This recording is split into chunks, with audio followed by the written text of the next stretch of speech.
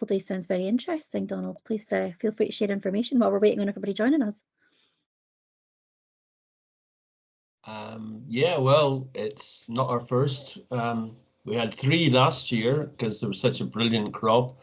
This year it's a bit more hit and miss, but we're basically gathering up all the apples and converting them into juice, which people can take away with them. It's nothing beats freshly pressed apple juice. Sounds lovely. And we'll also be separating out the best ones and washing them and taking them to the Galashiels Food Bank. Sounds great. I know we've had lots of apples on our tree this year, but we've got cooking apples, so maybe not quite so good for juice. Yeah, it's okay to have a few cooking apples. Like a good mixture's fine, a good blend. But if they're all cooking apples, then it's a wee bit tart. Aye, bit bitter. Yeah. Bitter. Okay, we might have a few more people sort of joining us as we go along, but I'll just do a quick introduction. My name's Naomi Sweeney. I'm a portfolio manager with the transformation team at Scottish Borders Council. And over the last 2 years, myself and a number of my colleagues who are joining us this evening have been involved in placemaking work. And that's been about supporting community groups who are looking to create plans for their area. And as part of that, we had found that a number of different groups were asking sort of the same sort of questions about information. And what we're trying to do with these series of webinars is just introduce some of the topics that people are interested in learning more about. We had a first session back in July, which was about introducing a town team who'd successfully completed a plan from Cumnor and Galloway, and they talked a little bit about their experience of that and coming together as a community, and essentially what they got out of that and what they were hoping on doing next. So from that, we've built up a little bit of a bank of topics, if you like. So this is an introduction to climate action and the climate action network that is evolving in Borders at the moment, and introduce you to some of the people who are involved in that. And from there, we are going to look at things like data, like mapping tools, community ownership, development trusts, and really anything else that anybody wants to know about, and how we can sort of bring that to the wider audience and connect you in with the specialists in the subject. Just do a bit of an introduction to some of the team that are on the call tonight that will be talking. Louise and Jenny have both put a wee note in the chat already, but they're part of our sustainability team at SBC, and Jenny will be speaking to you this evening. Jenny, if you want to wave or say a quick hello, feel free. Hi, everybody. And we also have Van, who's joining us from Scottish Borders Climate Action Network, who's going to be talking a little bit about what that is and what they're going to be doing. And Marion Christie is also joining us from the Flood Protection Network in Hawick, to give us a bit of an oversight of their experiences. I said network, Marion, is Flood Protection Scheme, apologies. I'll give you your correct title. So it's kindly come along to speak to us this evening about the experiences with that and what they've been doing over there. We will have another speaker from the Climate Action Network as well, but they don't seem to be on the call as yet. But we'll do the introduction when they do join. So that's kind of a little bit of an overview about what we're doing this evening. We're going to start off by just kind of breaking everybody into small groups, just to have a chat about why you joined us this evening and what sort of things you want to talk about, what you'd like to discuss, and what sort of support you're looking for in terms of climate action aspirations and initiatives that you're looking to undertake within your community. And the idea of that is we are recording the session. Sorry, I should have said that at the start. And if you don't want to be recorded, then please, by all means, please leave the call or turn your camera off. We're doing that purely just for the purposes of having it available, so we can reference that and use the kind of transcription from the meeting to be able to understand what it is that people want to get out of it and how we can connect people with the right information and share that with the Climate Action Network as well. So yeah, that's kind of where we're going to start off with. As I say, with the kind of breakout rooms, we're going to take 20 minutes just to have a kind of conversations in small groups, come back together and continue that discussion and start to just interrogate what people are looking to get out of this and those kind of topics. We're then going to have a little bit of information about Scottish Borders Council and climate change policy and what that all kind of means, and what we do at the council, and how we can connect you up with support and information and potentially point you towards funding sources and the likes. Jenny is incredibly knowledgeable about lots of things, so pointing you towards different resources and how we can do that as a group. We're also then going to hear from Leslie from the Climate Action Network. She's also a member of Greener Peoples, and she's going to talk a little bit about what that is and the funding that they've got and what they're going to be doing with that. And then Marianne's going to come in and tell us about the protection group. And so yeah, that's a little bit of an overview of where we're going. But as per Louise's request, if you do need to take a little break, then please by all means do so. If you would like to ask a question, you can pop it in the Q&A or you can raise your hand. We want to keep it quite informal. The whole point is to understand what we can do to connect you with information, but also kind of give you a bit of information this evening about some of the things that are happening and how that can support the place planning that's happening at the moment. So without further ado, shall we move to breakout rooms? Lynn is very kindly doing our technical stuff for us at the moment. I'm just checking the note there. Lynn, are we ready to go to breakout rooms? Yeah, I'll just click on open. So Naomi, if you stay in the main room, and then that way there'll be a group here as well. Okay, I'll just click that. Thanks. That's great, thank you.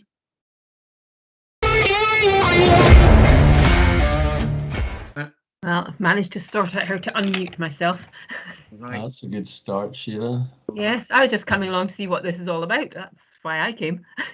Well, yeah. So was I actually, because I signed up for this like weeks and weeks ago, and I haven't actually gone back to the original, invitation to see what it's all about. So I thought I'll just go sit here quietly, and I might get on and cook my dinner and listen in, but. They're making us work, so dinner will have to wait. Okay. The idea of the breakout groups is to get the feel for what the various placemaking teams are actually already doing in terms of climate change, what challenges they are facing, and what kind of assistance they would be looking for.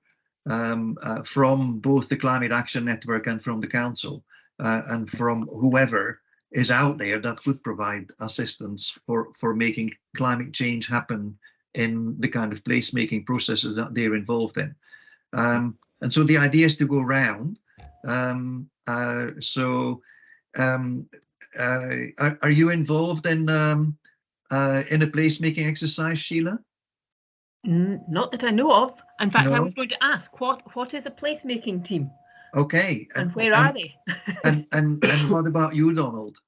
Well, I feel a wee bit nomadic at the moment, because I used to say I was, Greener Melrose, and now I can't really say that anymore, because we're kind of, we've got our project groups, but I'm not sure what the organization is anymore. So so I'd probably say I'm, drag range management. Management drag range, and the e-bikes and the cycleways. Those are the three main things that I'm involved in. So I'm kind of working at the project level now. But there's no placemaking exercise going on in Earlston. No, not that I'm aware of. No. Can you explain, Ivan, what is a placemaking team, and who or what are they? Oh, okay. And who's designed them, and it's just a word to me. Okay. So it's a council initiative which is promoted via the area partnerships, and the area partnerships were invited to identify or to facilitate communities to self-identify to start a placemaking exercise. And a placemaking exercise is basically an exercise of planning the use of the place that your community is engaged with. So a typical example would be a village community like Smelum, or a town community like Jedburgh, and there's a few others in the borders who have opted to do that. There are some of these towns that are receiving funding from the, I forgot what the name is, but it's some kind of borders fund. It's not only for the Scottish borders, but it's a kind of it's the borderlands between England and Scotland, in which the UK government has ploughed a lot of money, and the Scottish government has ploughed in a lot of money as well. So they get support from that. And there are some towns that have been identified already as receiving assistance on the basis of a placemaking plan. The other communities that self-identify through the area partnerships, they are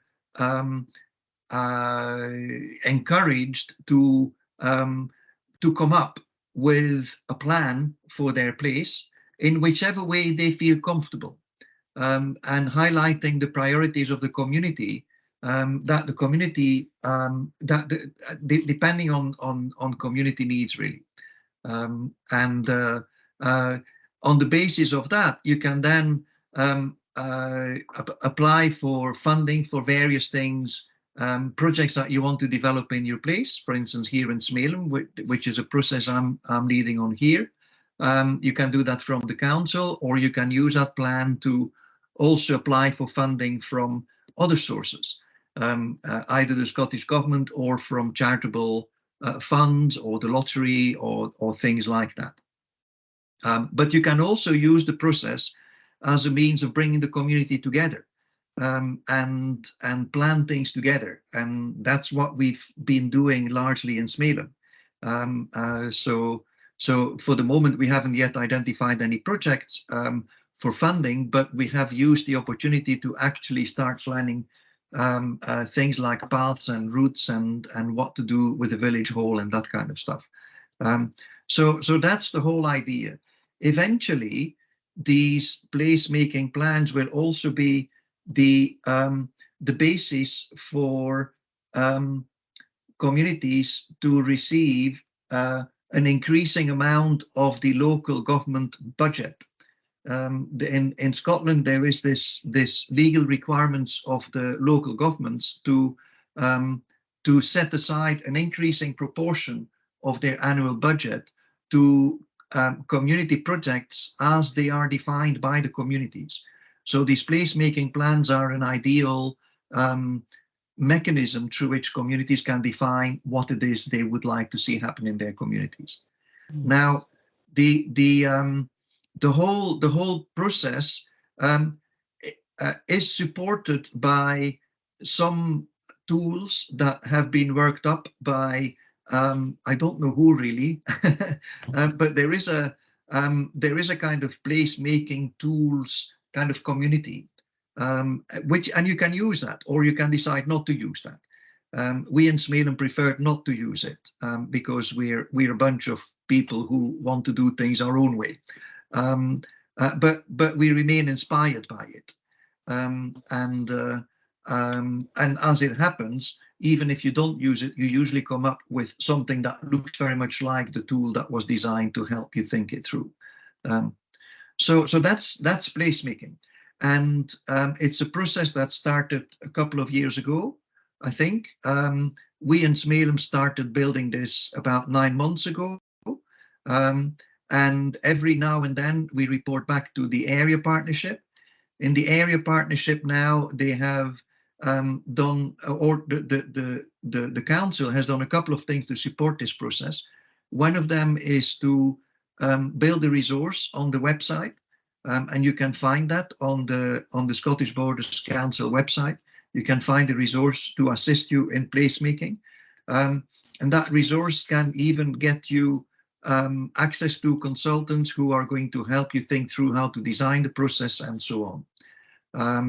But it also has other resources available, like contacts to information sources, guidance on how to do things, and all of that.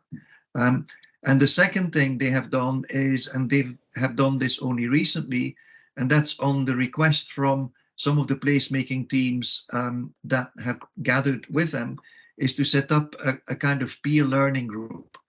And today is the second event that aims to bring those placemaking teams together and allow them to exchange information amongst each other. So I had expected basically placemaking teams in my breakout group rather than just interested parties. So there's something that's kind of not yet very focused in this whole process. So that's what placemaking is about.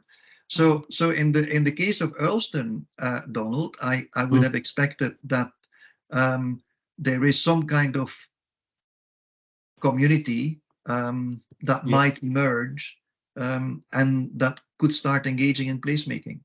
Well, it might be, yeah. I mean, I just don't happen to have heard of it, but there could be a group of people beavering away in Earlston. Yeah. And it's quite a community-minded place, and it's got a strong community council. So, you know, I wouldn't be surprised if there is something happening. Which area partnership are you with? Eildon.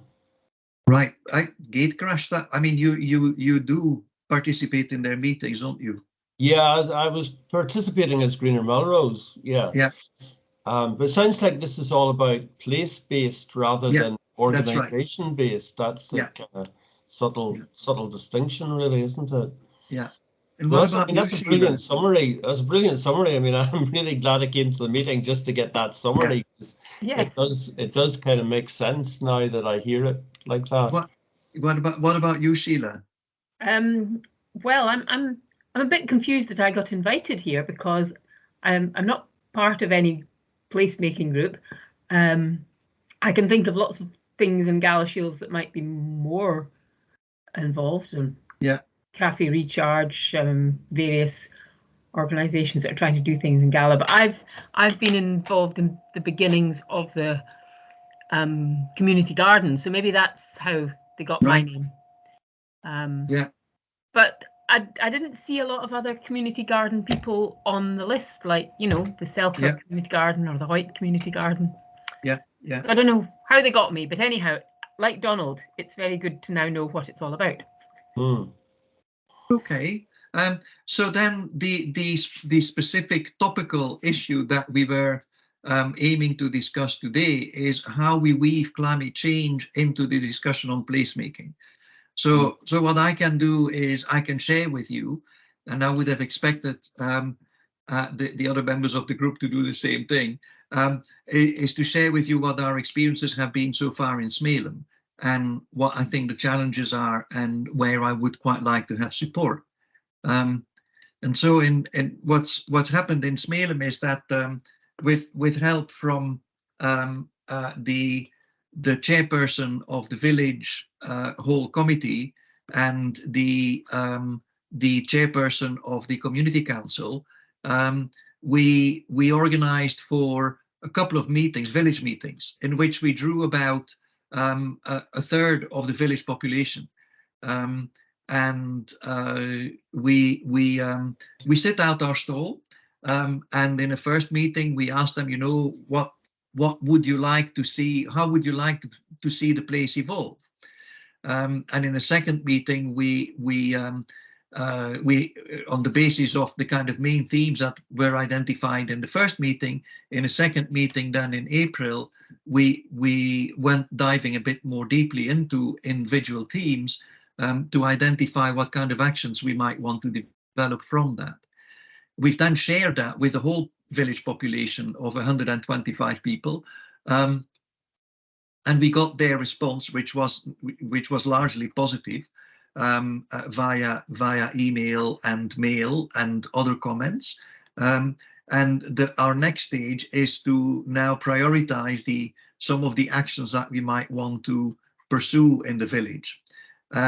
Now, when we were doing this, we didn't mention biodiversity, we didn't mention climate change, we didn't mention any of these things. We just we left the scene completely open. We wanted people really to identify what their priorities are, unconditioned by some kind of outside agenda. And So it could have been potholes or yeah, anything. that's right. Could have cropped up. Yeah. What did crop up? Okay, so the 5 things cropped up. First one is transport in general, and that's transport largely within the village and then between the village and outside places. And that involves things like public transport, and it involves or alternatives, because there is no public transport here. And secondly, within the village, there's an issue of transit through the village, which makes it actually very hard for people to walk through the village. Oops, we have 5 minutes left. So transport is one, and it has some links with climate change. And another one is energy. And energy was brought up because we had prior meetings on energy, and people said, hey, energy is something that we might want to think about as a community, because we already have a community oil purchasing contract. So, could we convert that into something else? A third one was routes and paths around the village. This is largely to do with health and well-being. A fourth one was about the community itself and the village hall. We have a very active village hall, and it's a place where people really feel at home. So people really want to make sure that survives and develops further. And then there is a fifth one, which is about biodiversity, which is the fact that we want to remain a village that is connected to nature, because that is what has attracted people here. We want this to be connected with nature and with rural. Now, the challenges that I've had, and I'm rushing this through a bit, in terms of climate change, is that I didn't dare to mention the word climate change in any of those discussions. It didn't come up as such, or it came up tangentially from time to time, but I didn't dare to push that because I don't know what my neighbors think about this. And I was worried about getting some difficult conversations. And also, it's come up anyway, hasn't it? I mean, it's obvious. It has come up indirectly, yes. I would say each of those is quite strongly to do with climate issues, Yeah. So. Yeah, but to now bring this forward is actually, we now need support. We need technical support now on the energy side, on the transport side, on the path and routes around the village, but also on the biodiversity in terms of the conversations with the neighboring farms. We need technical support now. We're out of our depth, really, basically, to take this forward. So that's where, to some extent, I'm stuck with this process. We need to, and I mean, the next meeting is going to be, we have a little steering group in the village that manages this. We're going to identify some priorities, and now we're going to organize some thematic meetings, really, to try and get to the nitty-gritty of this. But we will need technical support for that. We also need, on the climate change side, I think that it would be really helpful for the council to be actually more adamant about what it is they're expecting. Because on the whole, the village, we're not a community as such. We're a group of individual people who are aligned with each other, who quite like each other, and who quite like each other in the context of the village hall, and will help out each other. But we're not community minded in the sense of we are going to build a better we're going to build a better future for the good of the community. That I can't really see that easily, and that's why if we want to really put forward a more ambitious climate change objective with the community, then that would have to be somehow inspired and led by the council. There has to be a strong signal from the council that this is something that we really want in the borders, and we want to be ambitious with that in the borders. I mean, it does sound, sorry, Sheila, in the couple of minutes we've got left, it'd be nice to give you some feedback on that, Ivan. That sounds very interesting, but what worries me is I'm in Galashiels, which has got a huge population. I'm not Yeah. exactly sure what it is, but and I'm a bit of an incomer because I've only just moved here 3 years ago. So Right. I feel I couldn't really start encouraging the community to get doing this. Yeah. Yeah. But So does the I'll let you council say something, Donald. Well, I was just wanting to follow up on Galashiels, does this process kind of piggyback on existing groups? Because there's like Energize Galashiels and there are some other groups already existent, the common riding and so on.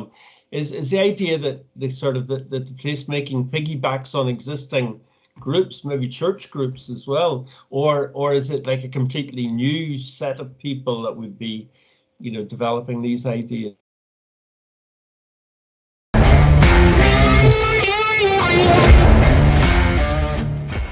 Events will be challenging as people go, and sometimes you have to pick up and just take the reins and drive it, and that's what we did as that little group. Really quite proud where we got to in 20 days. That's amazing. Well done. So hopefully it'll drive it forward now, and we'll take it on from there as best we can. I think even though there's no real facilitation as part of this little breakout group, I think it's just to find out what climate change, how it affects your particular placemaking area, any support that you feel you want, and then we can feed it back to the wider group when we go back in 15-20 minutes. So. Well, I'll just very quickly go back historically so that you have a better feeling for it. I've lived in Hawick for about 50 years, and there was really no flooding events the first 20 years, 25 years, and maybe one really, really bad event, but it never affected the town, funnily enough. And then in 2005, it was catastrophic for the town. We were ill prepared. It was unexpected. It was utterly unexpected. And I've been on the flood protection group was formed about 2006 following that event. And we set about, first of all, it was very sort of, how can I explain it? We didn't know really what we were doing to begin with. And then we got ourselves collated together and realized very quickly that support for the community was #1 priority, and in particular the people that were affected. So we set about making a database of the people that we knew would need help and support. And following on from that, we gave them meetings, we drew them together for meetings, told them what to expect from us. And then we got involved with SEPA. SEPA came on board and they created a direct alert line. But our local people still knew that we were there, that we were going to be there. Then the council the emergency council team really took us on board, and we gave them a lot of support, and the council gave us a great deal of support. And what happened after that, we managed to get a lot of people who are very vulnerable, floodgates, and they knew where flood sacks would be, all that sort of stuff. Yes. There was infrastructure. We created an infrastructure in the town to deal with that. And as a group, I would just like to say that I've been on this group since then, so we're heading for 20 odd years. Yes, yeah. And we only lost one who passed, and other one resigned. So it's been a very strong, resilient group with a great sense of purpose. So that was really important. And the sense of purpose was also on the other side, our vulnerable people had a sense of purpose, that they were being looked after. So that was really important. And that's what was the glue that bound the whole thing together for us. So we got that structured. And following on from that, there were several near misses, there were several more flooding events in the town.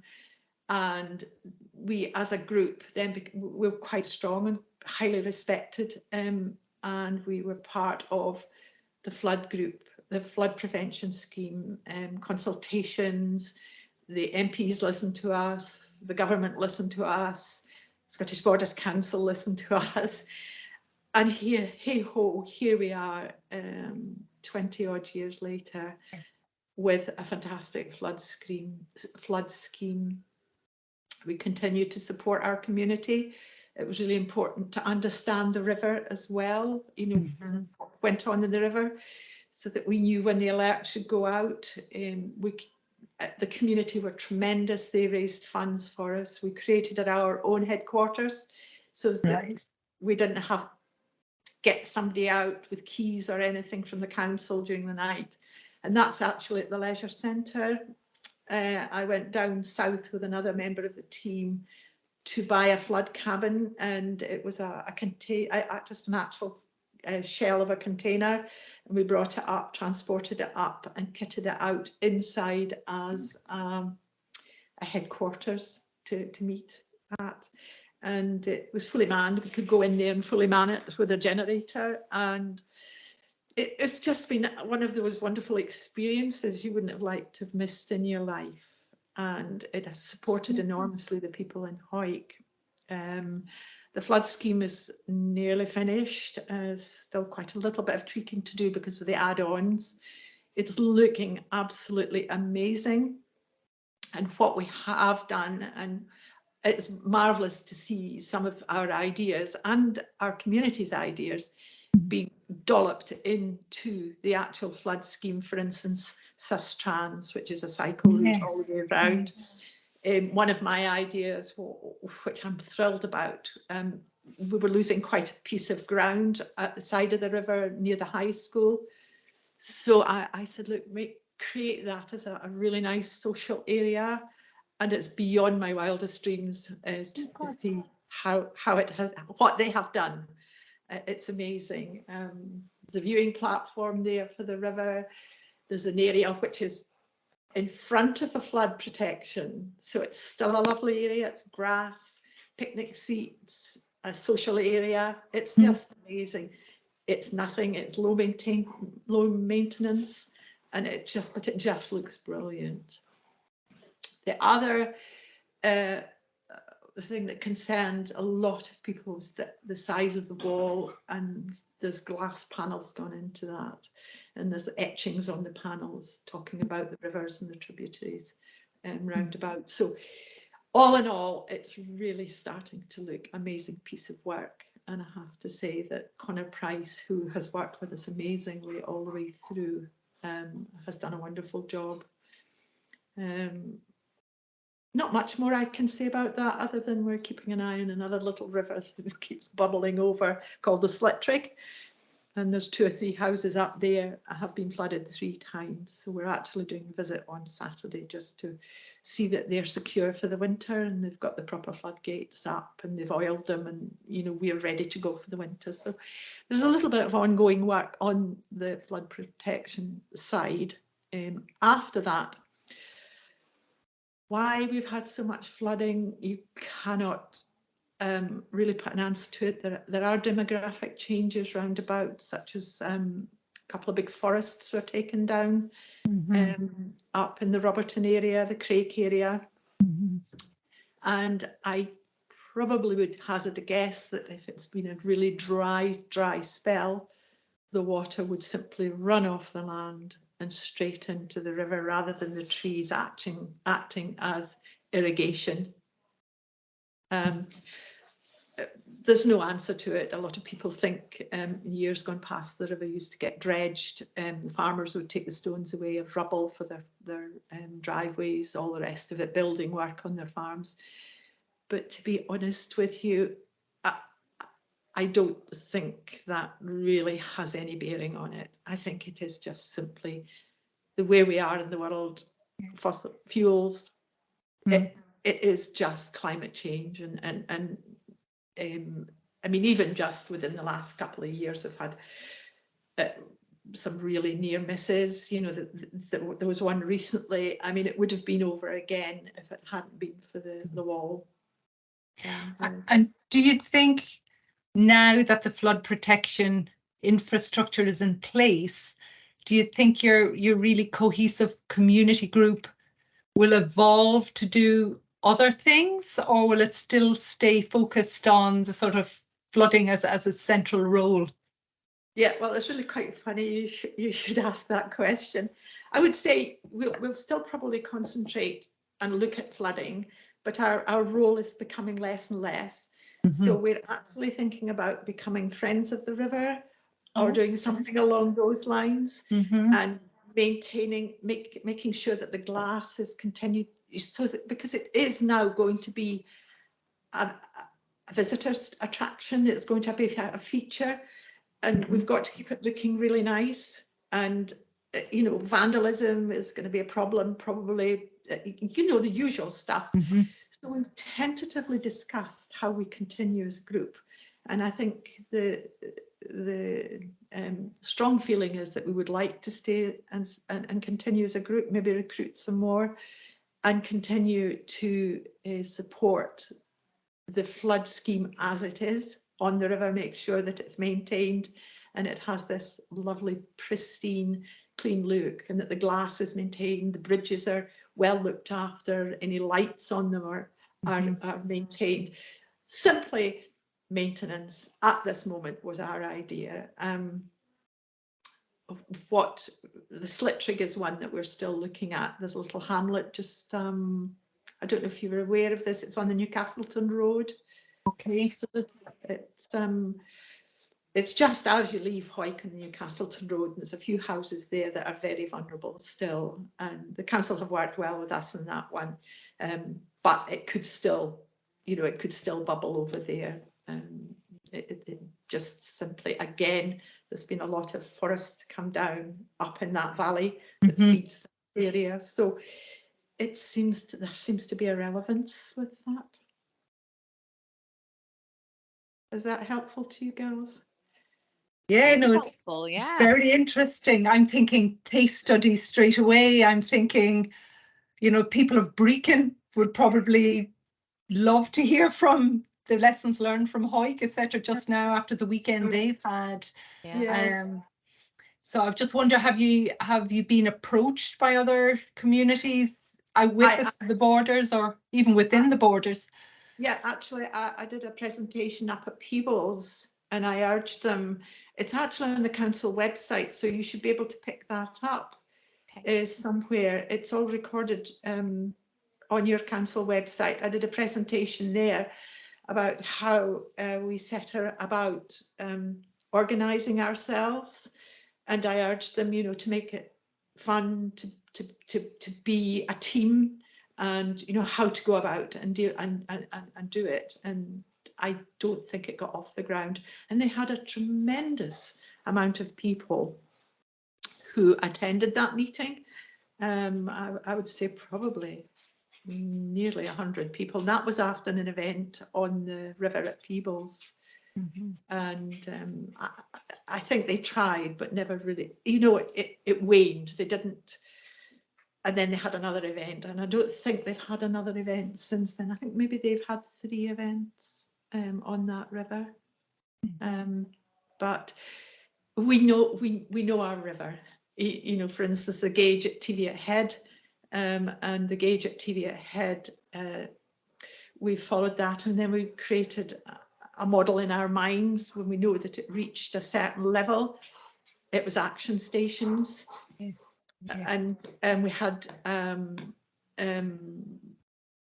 markers put under the bridges.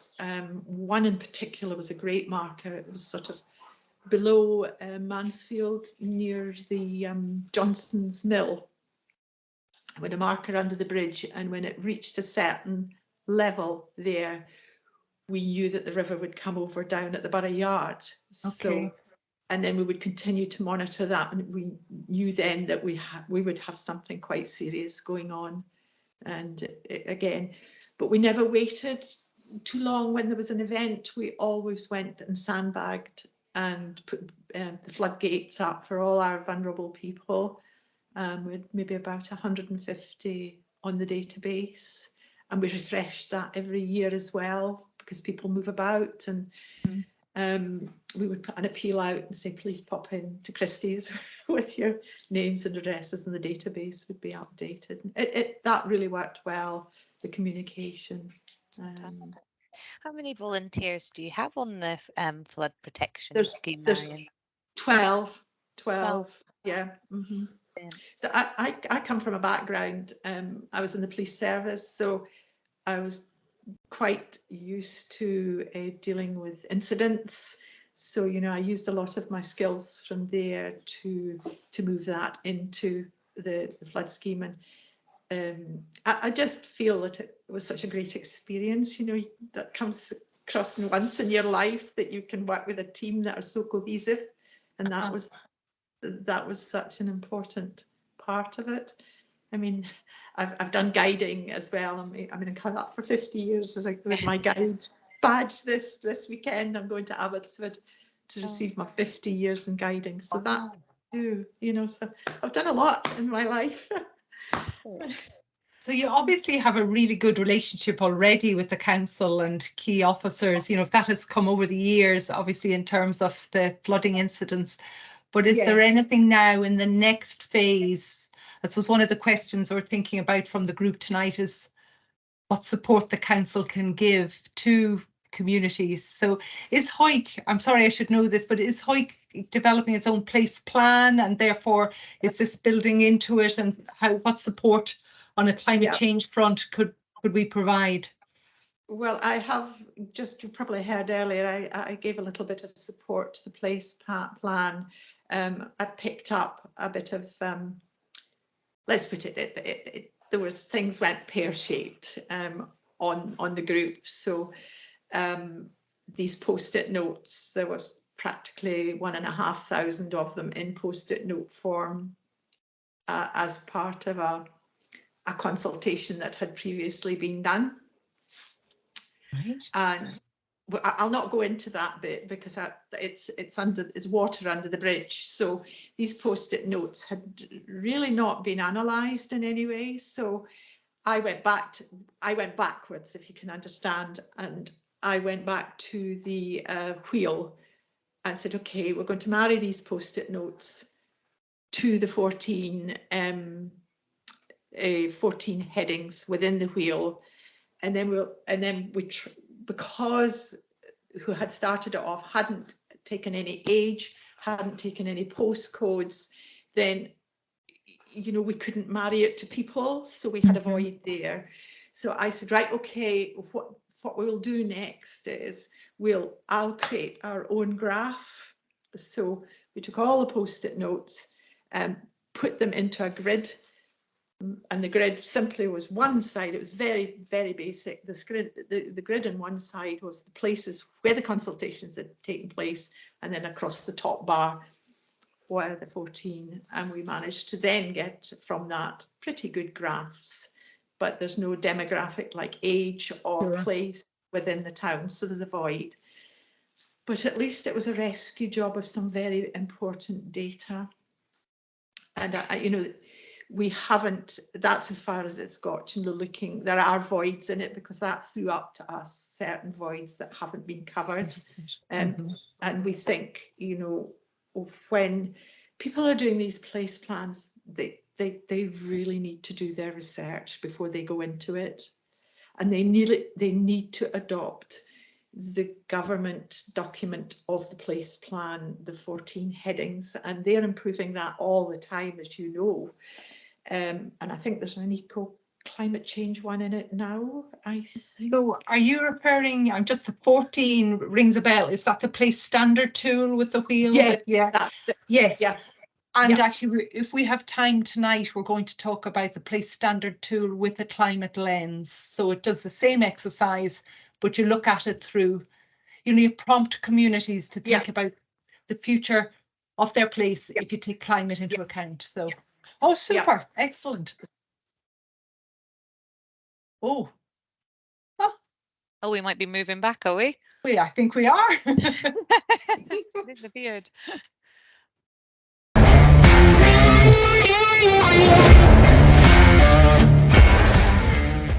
We one of these background things that you can make your background go fuzzy, is it not? No. Maybe You're fuzzy as well. It may be, yeah. Show background effect. Okay, there we go. Let's just get rid of that. I was going to ask Lynn, she must have gone then, if this is the total number we're going to get in the group then, David. Looks like it. 4 of us. That's all right. Well, that's fine. That's fine. So, what was it? Ivan called it light touch facilitation. So, I suppose I'm just here to take a little note of any key points the team want to pick up and then feed it back. So, the suggestion was there. I'm looking at my crib notes here. To ask people to introduce themselves. So I don't think you need to do that, David. And I don't think you need to do it, Crick. But I don't think I've met Crick's wife. So. No, that's right. I'm Miriam Bata. I volunteer for People's Community Trust. I kind of do the day-to-day management of the trust and also look after the building that we purchased a few years ago. Ah. And so I'm quite interested to see what Scottish Borders Council want to kind of let us know. So that will be planning colleagues, I assume, is it, Miriam, that you've been dealing with? Mainly Kenny Harrow. Yeah, oh, Kenny, right? Okay, yeah. Yes. Okay. Miriam's a board member of the People's Community Trust. Mm-hmm. And is also its treasurer and de facto volunteer administrator at the moment. Okay, doke. Right, thank you. So yeah, Crick, do you want to just for David's benefit and do you guys know each other? Sorry. No. Right. Sorry, Crick, go for it. So I'm I was a sort of founding member of the People's Community Trust and its first coordinator administrator. And also on the board. I'm no longer on the board, but I am the project lead on the People's Placemaking. So the development of the updating of the Community Action Plan, which we now have in draft form, and we're looking to bring consultants on to help us wrap that up over the next few months. And that includes initiatives to do with what we're talking about on this session. And I also chair the Tweeddale Area Partnership Placemaking Working Group, which is seeking to encourage all the communities across Tweeddale to take forward place planning or develop a place plan, identify what they see as their priorities going forward. And previously, I sat on the South of Scotland Regional Economic Partnership, representing communities and the third sector. Also, have you left the rep now then, Crick? Yes, I stepped back at the end of last year, and on the basis that I felt that others should be given an opportunity, and so a colleague elsewhere in the borders has picked up my slot. Okay, doke. Bit behind the times on that. Fine, thank you, David. Do you want to do a quick intro? Yeah, David Bethune. I'm here in Selkirk. I'm one of the trustees of Selkirk Regeneration. I'm also the treasurer, so I have to deal with all the grants and stuff. In terms of climate action, we're involved in, we have the Sustainable Selkirk project, which is providing home energy advice and also encouraging low carbon transport. So that's been going for coming up for 4 years, CCF funding and then lottery funding and now energy redress funding and so on. So that's a kind of major thing that we're doing at the moment. We're also continuing to invest in research the possibility of community-owned solar. We've been on that track for a few years. It just seems to be grinding very slowly on. That would be, if it works out, would be a solar farm on common good land.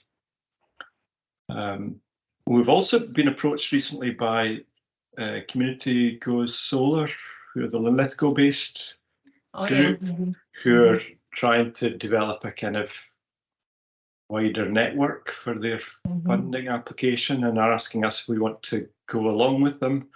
We're not quite sure that what we're doing matches exactly with them, but it could do, so that might happen at some point. Yeah, that's kind of where we are on climate action stuff as a group. Personally, I've spent the last however many years since he was elected hounding John Lamont to do more on climate action at his level and get polite replies back regularly. But it's quite an important bit to keep going at. So that's me for just now, anyway. If I can come back, just come back on the People's Community, People's Town Action Plan. I should say that we have got a draft strategy, and in there it's a particular focus on poverty and wealth disparity, etc.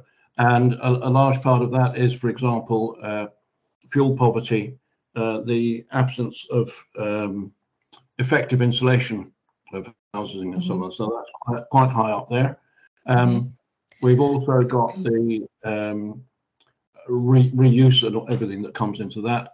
In amongst that is the ambition to community-own renewable energy generation. And that could be wind farm or auger or something in the river, etc.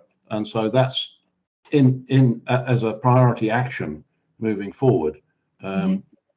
So there are other elements that fit into the climate thing in terms of focus on more effective use of the natural resources we have, particularly in an economic sense. And I should ask Miriam just to say a little bit about the heating in the reuse in the hub, Scoolbrae hub. In the hub, yes. So we bought a quite large central building in the centre of Peebles about 3 years ago with the help of Scottish Land Fund. And so we had all different plans for the refurbishment of it. But the first step was to actually get a heating system in. And so we approached Local Energy Scotland and they said yes. So an application was put in 2021 for air source heat pumps. So there's been quite a number of obstacles that came in our way, really, from Local Energy Scotland. But after a lot of talking and going back and forth, we finally got awarded funding for air source heat pumps, which had risen more than twice the original amount. So that was quite a big jump. But also we then had to look around for sufficient money to pay for all the equipment that goes with getting the air source heat pumps to work inside. So retrofit all the ceilings in all the rooms.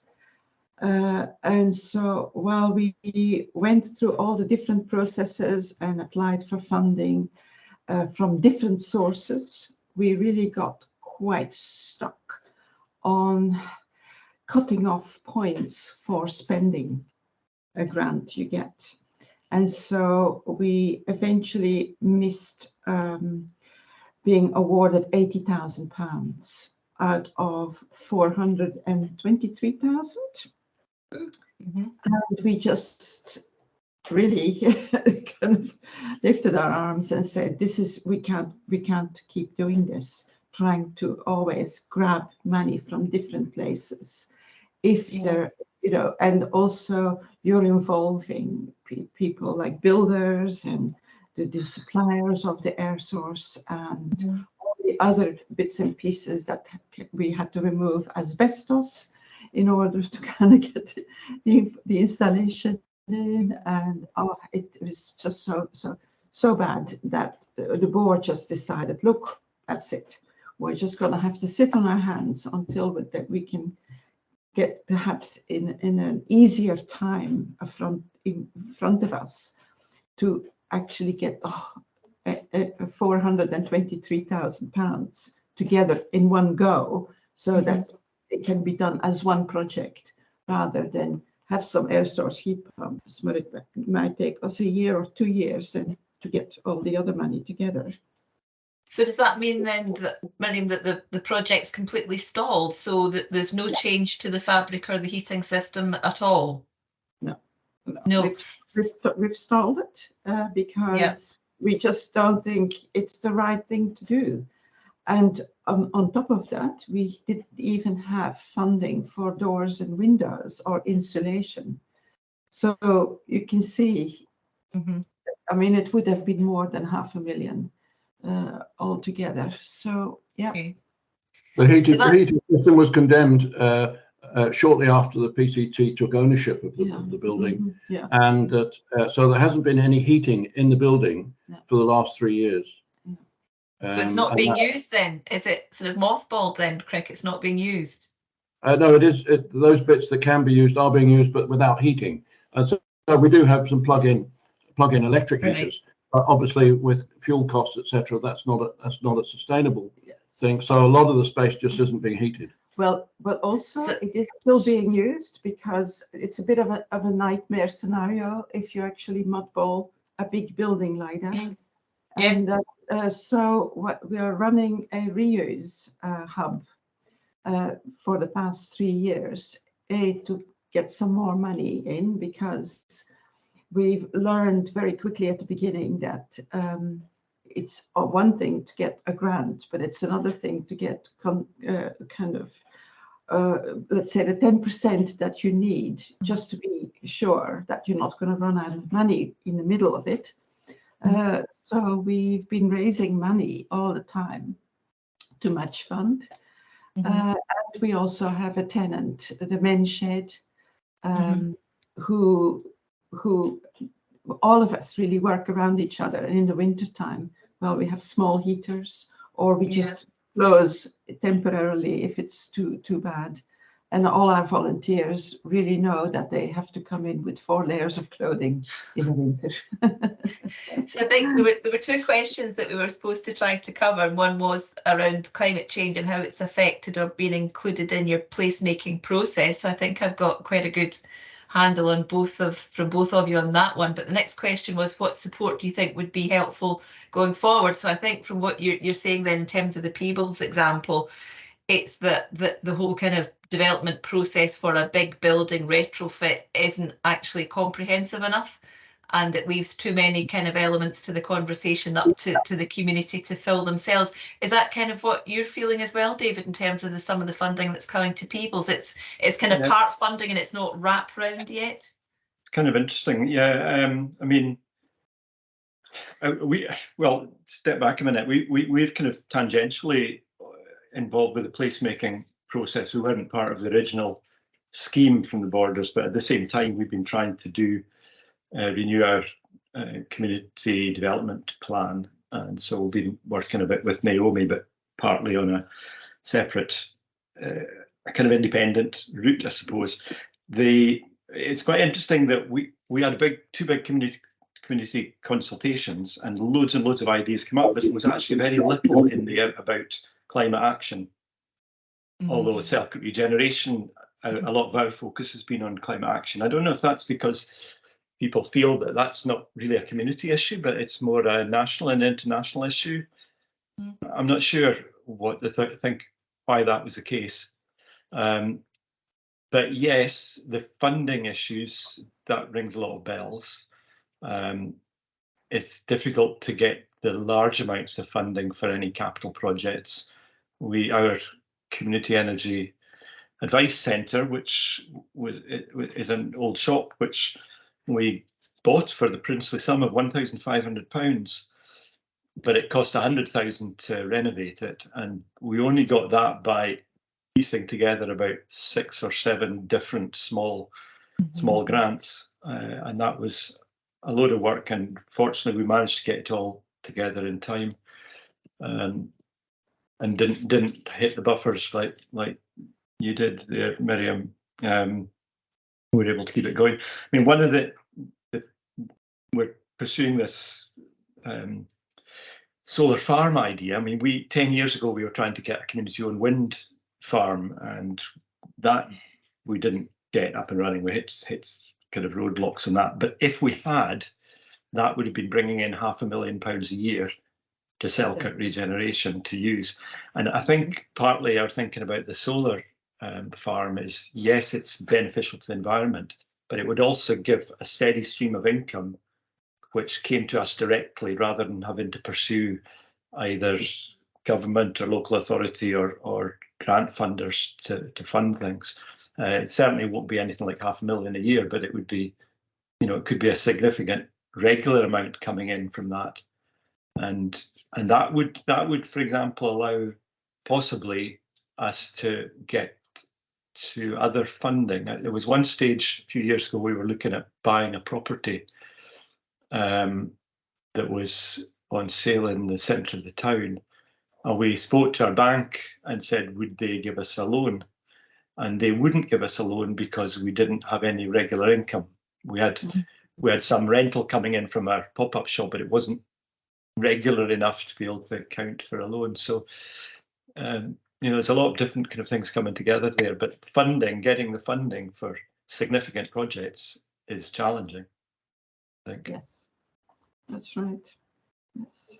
I should make the point that the reuse hub is essentially to divert stuff that might have gone in domestic goods that might have gone into landfill and to recirculate it within the economy.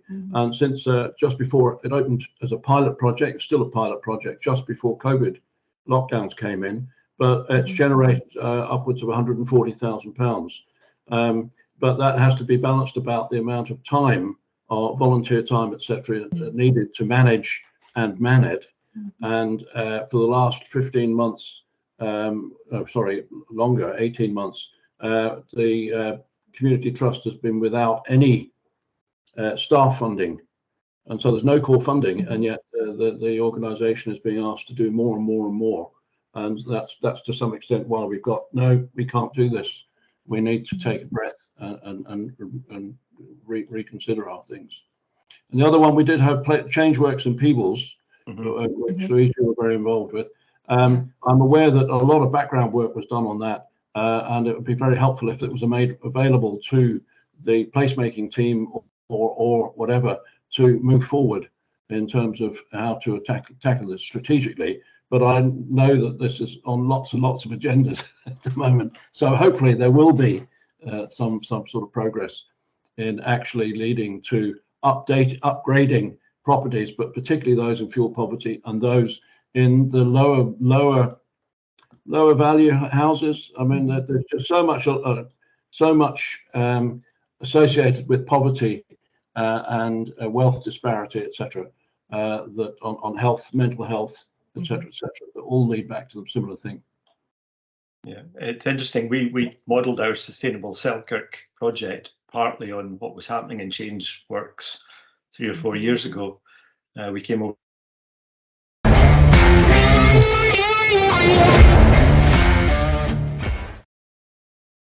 Thank you, Lynn. We were having a wee bit of a problem assigning Gavin to a room, so we just said we'd keep one in the main chat. Like all of these webinar IT-based things, there's always a little challenge that makes it a little bit of a quirky situation.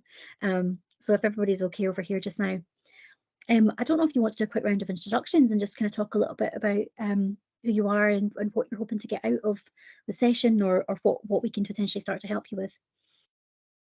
Gordy, would you like to go first?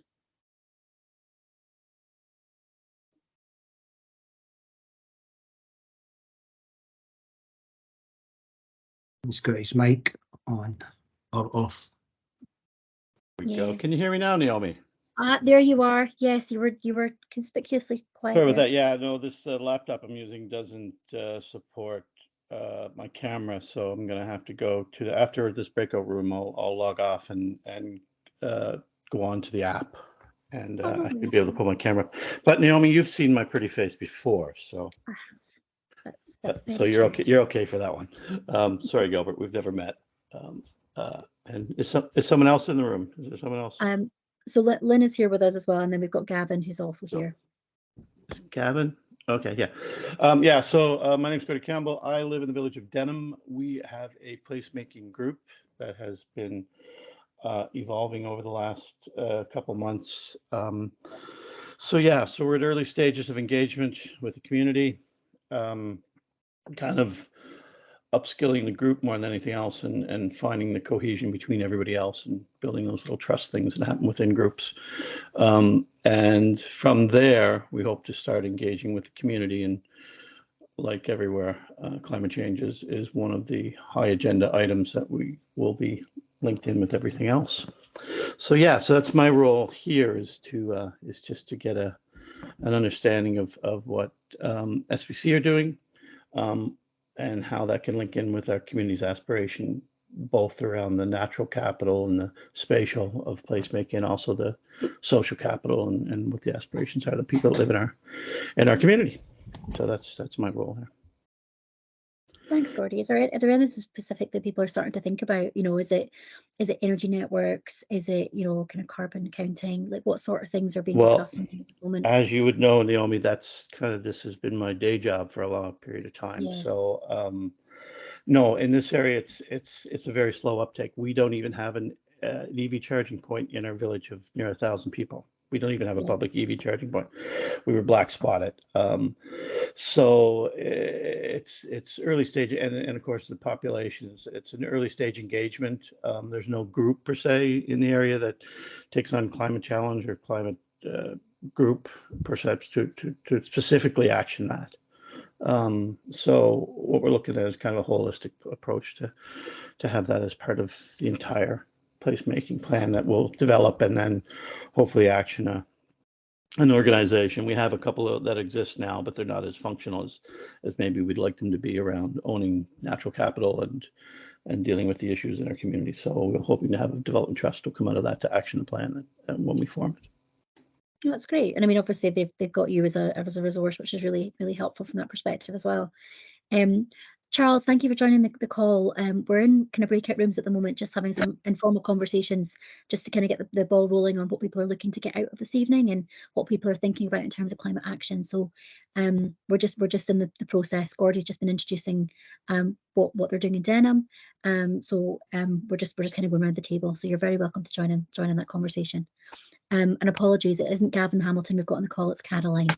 There was a wee note in the chat which I've missed when I said that. So Caroline, would you like to talk a little bit about your what you'd like to discuss this evening as well? Hi Naomi. I'm actually a member of the health improvement team, but I'm actually on long-term sick at the moment. I'm in recovery, so I'll be back working in the spring. But I'm involved with the Hoyt team in a voluntary basis, for lack of a better word, and we're looking at e-bikes and cycling. And we wanted to also look at how I wanted to get a better grip or understanding of the Climate Action Change Programme. Gordy and I know each other of old from Burnfoot days, which was a long, long time ago. And I'm aware that health and social work, the council are doing climate action work. But unfortunately, that's when I went off sick. So I kind of missed that information. So partly to bring myself up to speed, but also to be in a better position to support the teamwork in the Hoyt. Okay, oh, that's great. Yeah, you're very welcome to come in and take as much from this as you can. And thank you for being involved in the Hoyt Town team as well. I don't think we've actually met Caroline, but I have heard your name mentioned a few times and all the good things you've been getting involved in there. So that's great. And I've also been hearing lots about the EV charging the EV bikes from Sarah as well. So that's great. Gilbert, would you like to say a little bit what you're looking to do in your area? Yep, I suppose in a way represent Lamanca, Newlands and Kirkcud. I'm on the Community Council. I'm also a director of Newlands Community Development Trust, which runs the Newlands Centre attached to Newlands School in Romano Bridge. Our feeder school area is a Lamanca, Newlands and Kirkcud all the way down. So it's a long, thin stretch of community. And I wanted to, I joined in this webinar because I'm interested in what Borders Council is doing in terms of climate change, because I've not heard anything. I didn't even know they were taking action. And so that's why I joined to hear. This area itself, we have a couple of charge points that we put in down at in the centre at Newlands. We have an electric minibus, which is like a community minibus, which we managed to get a grant to purchase. Other than that, we've had a talk from a fellow who came out from Scottish Borders Council to talk about resilience and looking at maybe putting a resilience group together. But we're not doing anything in the way of placemaking at the moment. We're waiting to see what funding might be available to fund anybody's aspirations before we start asking for ideas. So Kenny was going to come out and do a talk. He's been before to Newlands, but he was going to do a talk to the community this time up at Lamanca, but unfortunately because of the weather he couldn't make it. So we're pushing that back probably till May, because really it'd be unlikely to get many people wanting to come out in the winter. So that's about it. So I'm interested to hear what people have to say about Scottish Borders Council and what they're doing to mitigate climate change. Yeah, you're very welcome, and it's great to hear that you're kind of having these conversations with Kenny and presumably with Hannah as well around the opportunities for the place plans. Just for information, we do have funding available to help support communities to do place plans, and there is funding available through the Shared Prosperity Fund at the moment for feasibility and the likes. But really, it would depend on what you wanted to do in terms of that. But we have a support structure in place, and I'll put a wee link in the chat for you as well, just around some of that information, just so you've kind of got a baseline to look at, and then hopefully come the springtime, that conversation can progress. Yeah. Okay. Great. Thank you. Okay. Charles, did you want to say a little bit about why you're joining us this evening and what sort of things you're looking to do in your area? Well, I'm sorry I was late.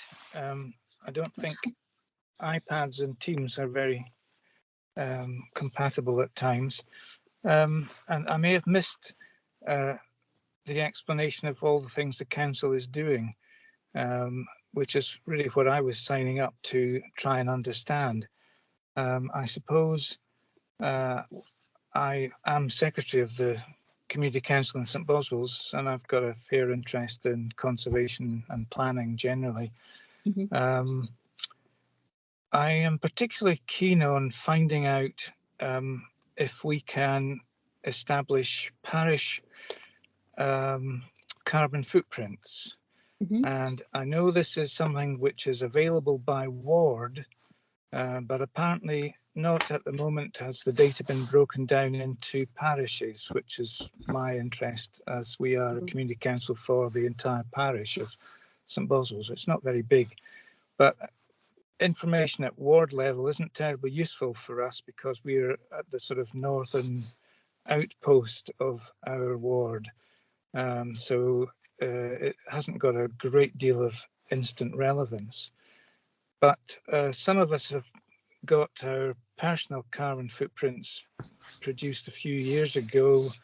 It's a very helpful thing to try and understand what you're doing and how it can be notionally improved. So I'm particularly interested in trying to get the council maybe to do that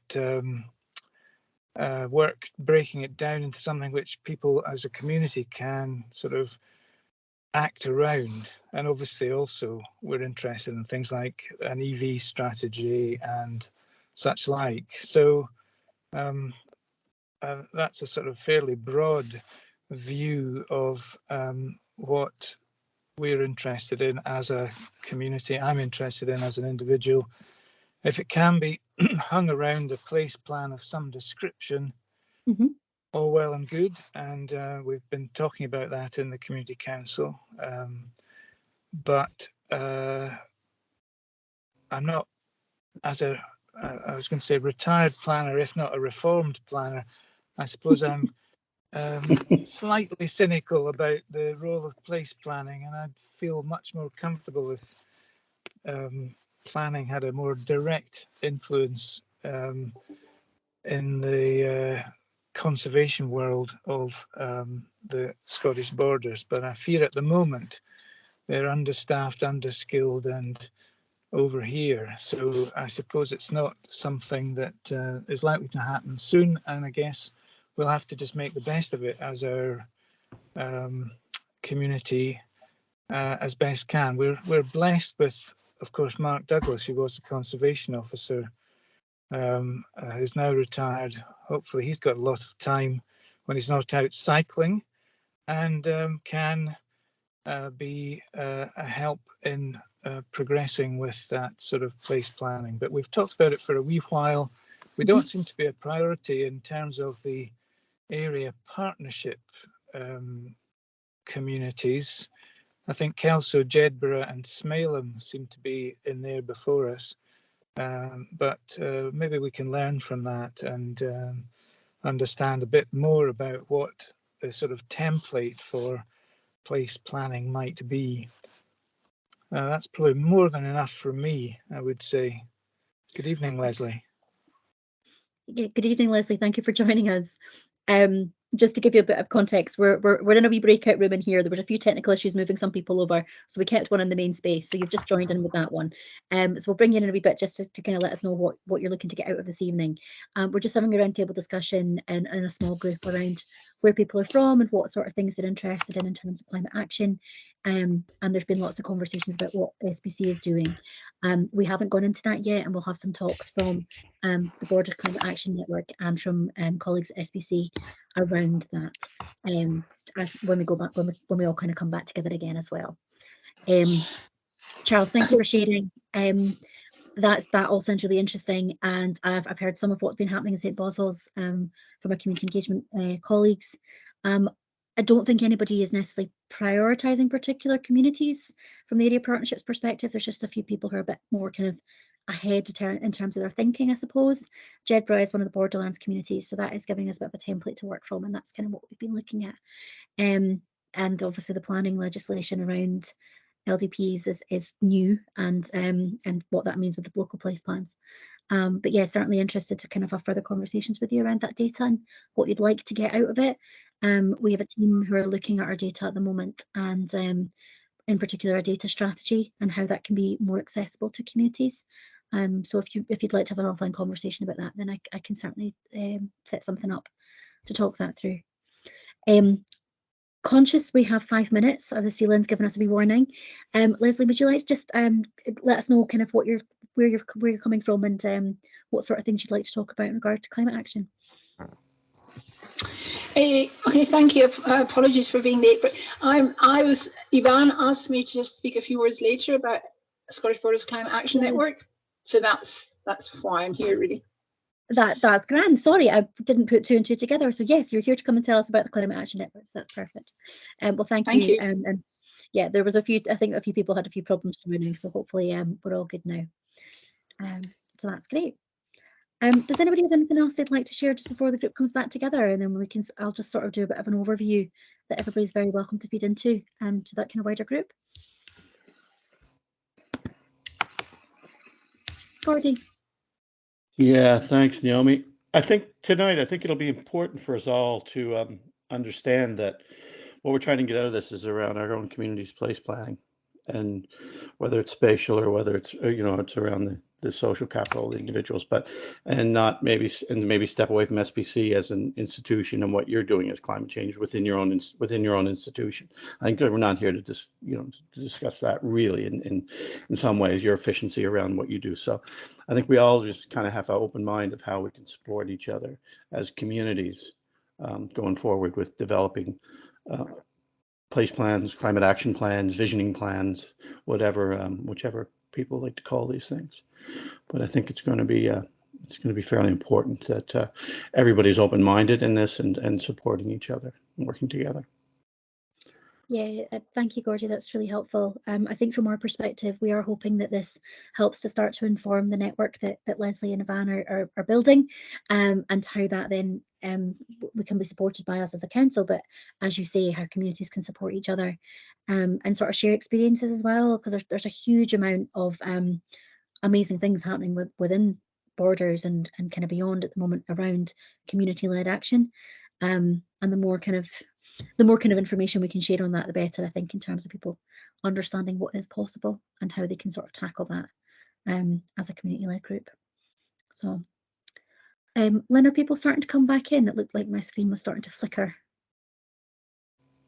Not yet. I've not closed the rooms yet, so unless they've came in by accident. No, it's obviously my technology is misbehaving itself, so that's absolutely fine. 2 minutes to go. Did anybody else want to chat through anything else that has occurred to them since hearing other people's perspectives?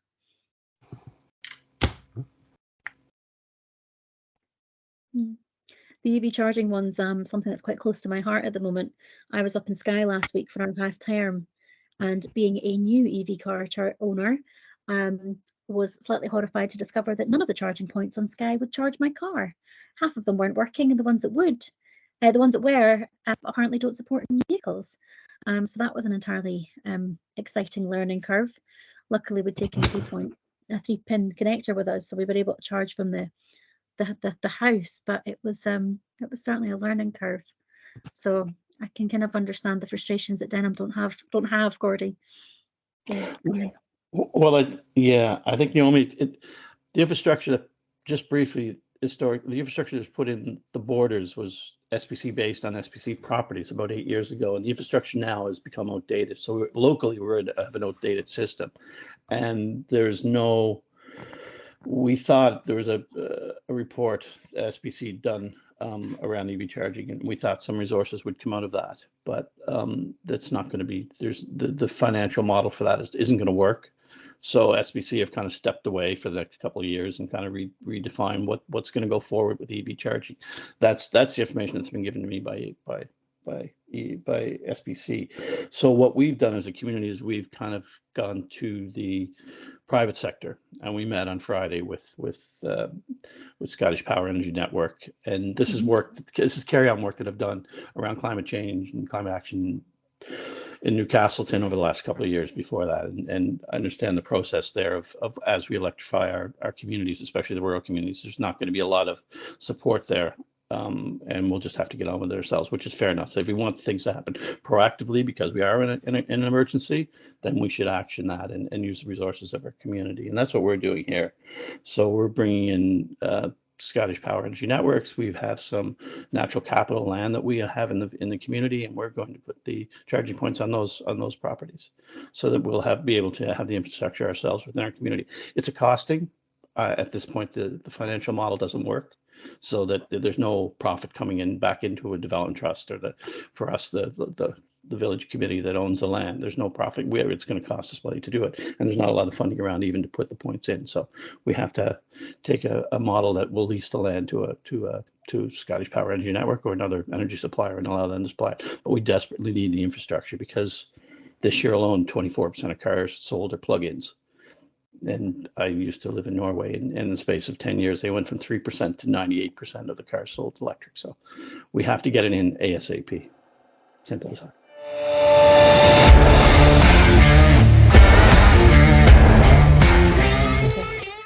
For everyone just joining in, Gordy was just chatting through a little bit about what they're looking to do around EV charging in Denham, and the sort of challenges around getting that infrastructure in place, and what they're doing as a community to try and tackle it. I was sharing my trauma from spending the last week in Skye and discovering that most of the EV charging points were out of order, and the ones that did actually were connected wouldn't charge my vehicle because they were outdated. So that was a bit of a learning curve from my perspective. But anyway, welcome back to the main room. Thank you, everybody. I hope you've had some really good conversations over there. Would anyone like to just have a bit of an overview of what was discussed in their rooms? Jenny, do you want to tell us what was discussed in yours?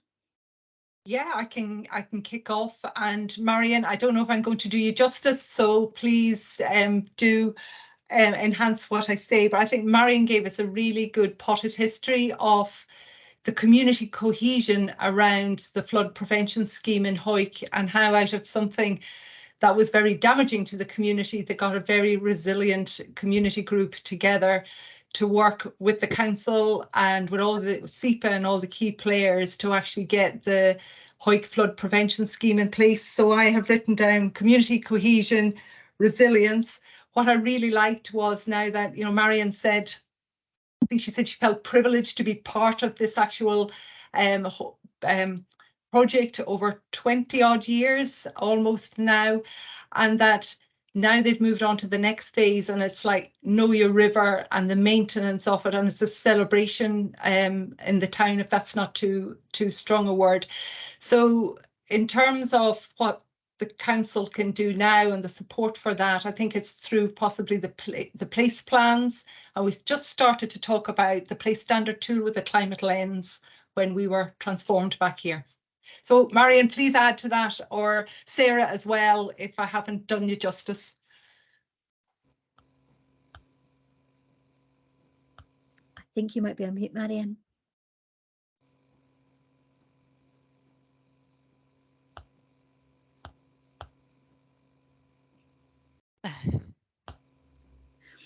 I think you're on mute, Marion.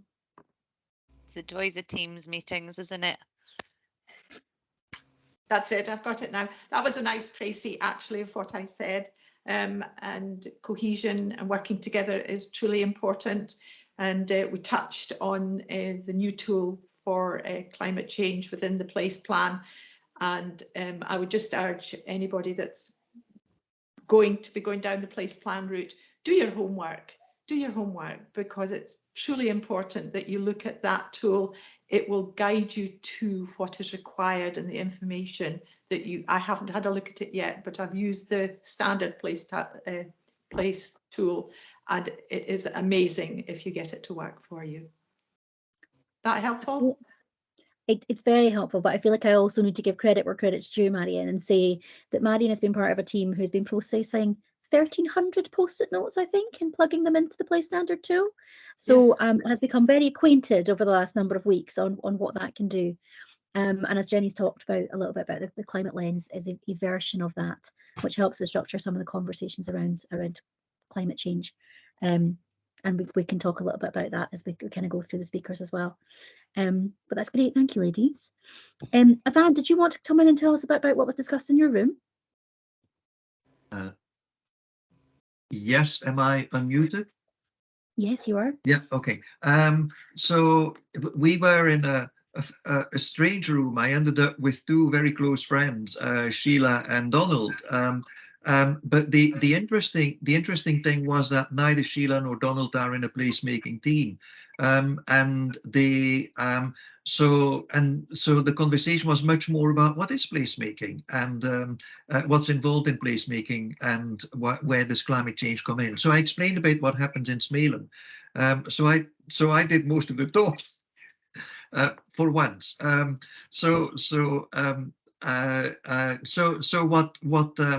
What we've discovered, I mean, the first thing we discovered was that there are a lot of people around in the borders who don't know about placemaking, and that placemaking is an opportunity to make things happen in your community and the places where you live. And I think that's quite an important observation that we might want to reflect on. But the other one then was in terms of the Smailham experience. In Smailham, unlike in Hawick, we're a very small community. We're all of about 127 people, probably 128 next week, because we're going to have a baby get born next week in the village. So we are a very small community, and we're very rural. And we started the process of placemaking earlier this year. We ended up eventually with identifying 5 areas of common interest in terms of our place. But these are very direct and immediate concerns. One of them is about transport, both inside the village and from the village to other places. The other one is about routes and paths for well-being. Another one is about community and making sure that the village hall continues to develop its community active and community-focused activities. A fourth one was about energy, very much in response to the energy cost and the potential opportunity that there exists with renewables and potentially sharing renewables. So that was a direct, potentially directly climate-related question, but it came more from, ouch, you know, this fuel costs a lot. I mean, it costs a lot to heat our places, so we need to do something about it, and we could potentially do it together. And then the last one was about nature. We are a community. The people who live here all came to live here because they want to live in a rural place and they don't want to upset this, and they want to make sure that nature remains as such. So we do realize that we have all the elements for actions that are going to be climate positive.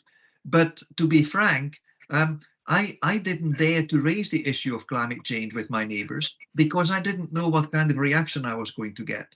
And I wouldn't want to come up with a situation where there is conflict in the village and I have to live in this village. So I much preferred the conversation to remain tangential, and I didn't dare to move much beyond nudging here and there, and when it was about joining up and prioritizing the themes, identifying some that might have a closer link with climate change than others.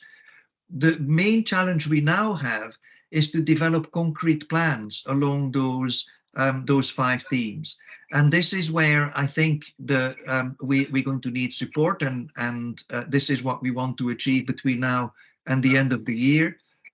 We need technical support really to help us design, identify the options on energy, to identify the options on the conversations with farmers in terms of the biodiversity around us, to identify the opportunities for well-being and the routes and the path around the village and for transport. So we kind of stuck because our community is very small, and because we've reached a stage where we've identified what we might want, but we don't really have the technical know-how to develop those things into the future. So that's where we're at in Smealand. Sorry, we can't hear you, Marion. Sorry? Yeah. It was. No, it was Naomi. Sorry. Thank you, Van. That's really helpful just to kind of hear your experiences in Smealand. And you know, there has been lots of conversations around how kind of climate positive Smealand has been in terms of sort of approach. And I think it's a really interesting part of the placemaking, community planning, whatever you want to call it, process, where actually a lot of the challenges people are having can also be tackled with something that is climate positive. So if you take the energy network, for example, and how that deals with fuel poverty, but how it also then offers us further opportunities to look at making that place greener and more effective for the community. So it's interesting that your room were not necessarily involved in placemaking in a kind of formalized way. I think we kind of had similar conversations. It was a bit of a mixed bag in our room in terms of we had people who were kind of at the beginning of that journey, but were kind of engaged in it and were kind of very much thinking about the idea about developing a plan. There were others that were aware of what that looked like, but hadn't necessarily thought about how that might relate to their communities. And I think also potentially covered quite a large area as a community council, and how that then kind of comes together as a plan. So we talked a little bit around some of the sort of things that people were interested in sort of learning about, and a lot of it was around you know, what SBC is doing, what Scottish Government are doing, what is kind of happening already, and what can kind of be built on, and kind of emphasis from some of the group about that opportunity for sharing amongst our peers and communities supporting communities. And I think there is something about the art of the possible and helping people understand what others have achieved and how that could then be applied to their communities as well. So that was kind of where we were coming from our group. So that was a really nice kind of introduction. And Leslie has joined us as well, who is also part of SBCAN, and she's going to talk a little bit about that shortly. Jenny, I think you're next up on the agenda just to give us a little bit of an overview about what Scottish Borders Council is doing. So if you're happy to go into that, if there's no other kind of questions or inputs at the moment. I'll share my screen and hopefully technology will not let me down.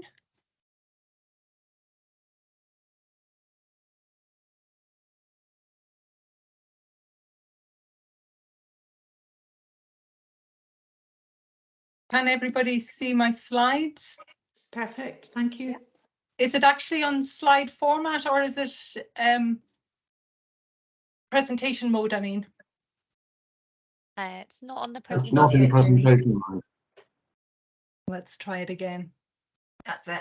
Is that it? Yep. Great. Well, that's good that technology is working this evening. So I'm Jenny Fawcett, a climate change officer at the council. As Naomi's introduced me, I joined the council last summer.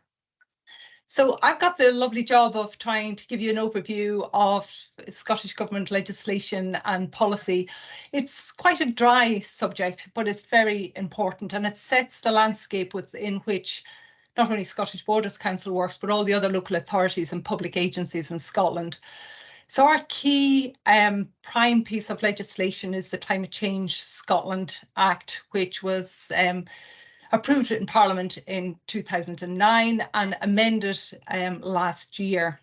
So this is the legislation that actually sets out the targets for Scotland that we're all familiar with, the 75% reduction in carbon emissions by 2030, which is just around the corner, the 90% reduction by 2040 and the net zero target by 2045. The Scottish Government has also recognised that if we're going to transition over to a net zero Scotland, those people that are already disadvantaged should not be disadvantaged more by that transition. So they have set up what's known as the Just Transition Commission. So when you see a strategy coming out, a new strategy coming out from Scottish Government, that is now accompanied by a Just Transition plan as well. So a recent example of that is the draft energy strategy that came out during the summer, and it had an accompanying Just Transition plan with it. The 17 Sustainable Development Goals may be familiar to a lot of you as well. And this is these are for the UN, and they are to be implemented in theory by 2030. And the Scottish Government has its National Performance Framework, which sets the national outcomes for Scotland. And it has localised, if you like, the Sustainable Development Goals within that framework for Scotland. So it's important that public sector also works towards achieving these goals as well. A key document that Scottish Government prepare is the Climate Change Plan, which sets out the policy landscape, the key elements and the timescales and targets for actually meeting net zero by 2045. Now, there'll be a number of versions of this, but the latest one is due imminently. This autumn is what we've been told. The number and the range of policies that fall under climate change is getting bigger all the time, but I just thought I'd drop a list here of the range of different subjects that falls under climate change. So as you all know, we're in a climate emergency, but we're also in a nature emergency. So the National Biodiversity Strategy is a key document. We also have the National Strategy for Economic Transformation, and note the subtlety of the wording there. This is an economic transformation, not economic development. We need to adapt to climate change. There's been a lot of focus on mitigating and reducing climate emissions, but the Scottish Climate Change Adaptation Programme is very important. The National Planning Framework 4 that came out earlier this year puts climate change at the heart of the planning function. We've got the Circular Economy Bill, And another good example is the heat in building strategy. So that gives you a flavour of these big pieces of strategy and programmes that Scottish Government are pushing down to public sector.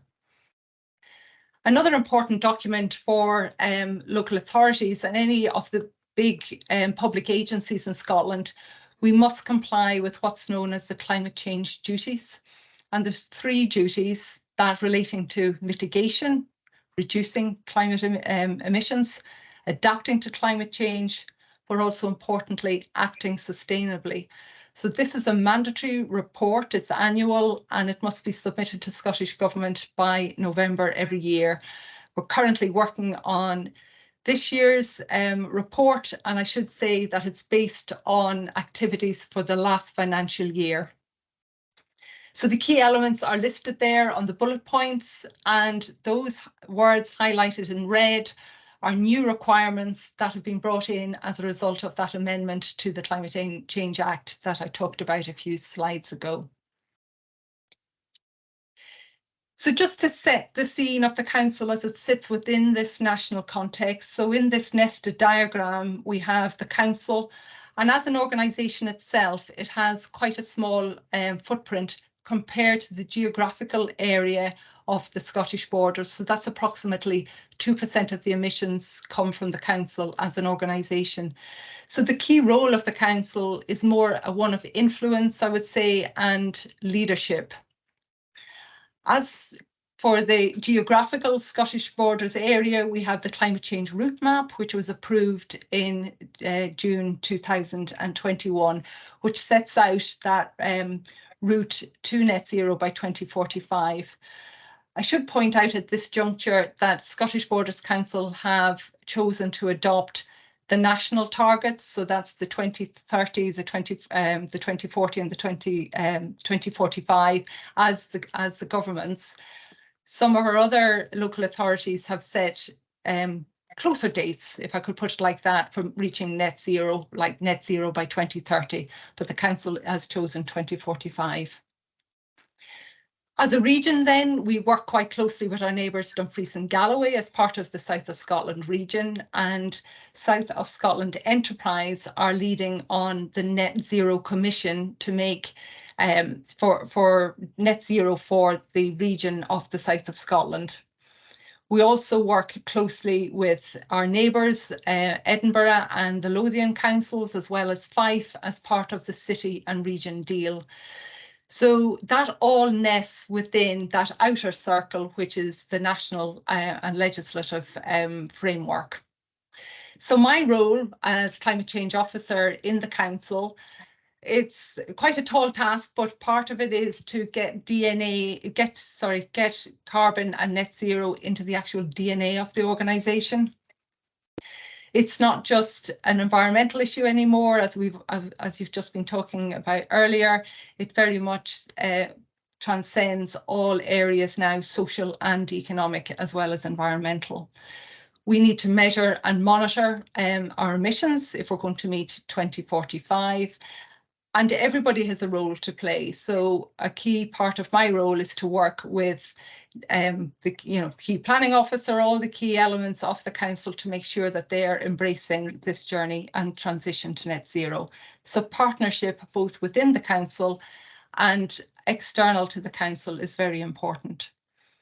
I've just noted down there that for us as an organisation, the council's key emitters of carbon emissions is heating our buildings and how we travel around the geographical area. So that in terms of proportionality of effort, heat and fleet are our 2 key areas. And that's very similar to every local authority and public agency in Scotland. So I just thought I'd give you a flavour of current activity that it falls sort of under the climate change banner, but also just shows you that it's very diverse. So we're all here tonight as part of the placemaking programme, which is a key programme of work in the council. Every local authority is also required to prepare a local heat and energy efficiency strategy. Destination Tweed is a key project within the Scottish Borders area, and the importance of pollinators across the Tweed is along the Tweed, I should say, is a very important project, recognising the importance of biodiversity and nature. The weekend that we've just had in terms of Storn Babbitt, Scottish Borders Council was one of the first councils in Scotland to be preparing a shoreline management plan. So that's important in terms of our communities along the coastline, and with rising sea levels forecast, a shoreline management plan will be a key document. You were talking about electric vehicles earlier, so we've got an electric vehicle infrastructure study. There's a community food growing strategy, a resource pack for schools, and an adaptation example is the current inspection of bridges to make sure that they are able to withstand any future flooding or rises that may occur. So last but not least, I think what Naomi was referring to earlier, collaboration is key. No one organisation can address climate change on its own. We need to share good practice. And more often than not now, when you apply for funding, funders want to see collaboration and joint bids in terms of accessing funds to develop projects. We need to learn from one another. Certainly within my role, I reach out to other local authorities, especially the rural ones, to find out how they've approached certain projects or policy areas within their area. So likewise with communities, we need to learn from each other. And I think really importantly, it's involving everybody. So it's not just the usual bedfellows. So I think those of you that may have been along at the Springboard event held in St. Boswell's last Thursday, it brought together the sustainability people and also the rich heritage of the creative industries practitioners within the Scottish Borders to look at how they could help bring that sustainability net zero climate change message to more people across the Scottish Borders, and also come up with some ideas for some novel project approaches. So that's just a quick overview from me. I'm happy to try and answer some questions, and I think Naomi referred to resources and that we can obviously talk about and share with you post the event. Thank you, Jenny. That's great. Does anybody have any questions they would like to raise? You're welcome to put your hands up or pop something in the Q&A.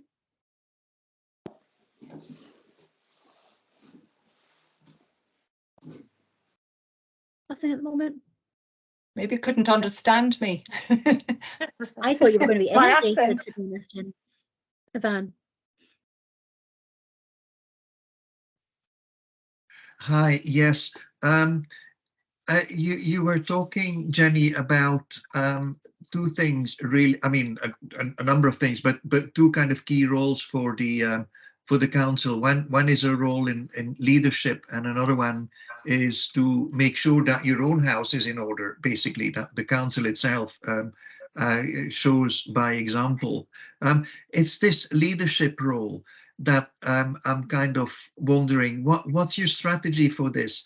The reason I'm asking is because the challenge that I have in the placemaking group where I am is that I find it hard to, I mean, I can get people warm around the topic of climate change, but I have to do this very cautiously because these are people with whom I live. And I think everybody in a placemaking team will have this kind of challenge.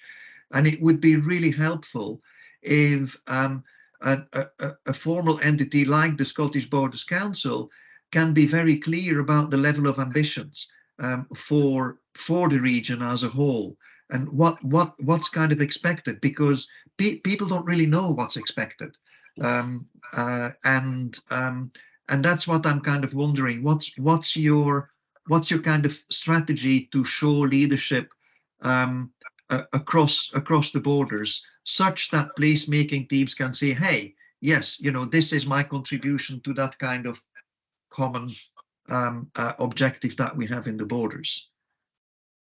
I think it's a very, very good question, Ivan. And, you know, for me, it's a two-pronged attack in terms of there is the route map that the council have approved that sets out the key issues for the Scottish Borders.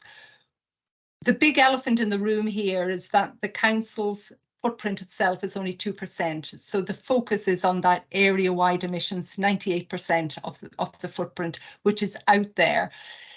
Scottish Government recognised this, and for years, and I've been working in this area for a long time, the focus has always been on getting our own house in order, when in fact the effort should be externally. So we in the Scottish Borders have just started to pull together all the agencies like the NHS, the police, etc., who have got big footprint, well, don't have big footprints, but have footprints that when we all join together is quite considerable, to look at. And I think the danger of talking about climate change is that it's nebulous and it covers so much. So I think we're starting to look at heat and fleet, that rhyming couplet, in terms of these are the key areas for all the public sector agencies where we can reduce our emissions, we can co-locate, we can share transport. Really easy to say, but very hard to put it into practice. So we've had our inaugural meeting with the key players, and it's falling under the community plan, because if you think about the community plan structure, that framework is there and should really, climate change should be a key component of that. And it is a cross-cutting issue in Scottish Borders climate change, community plan.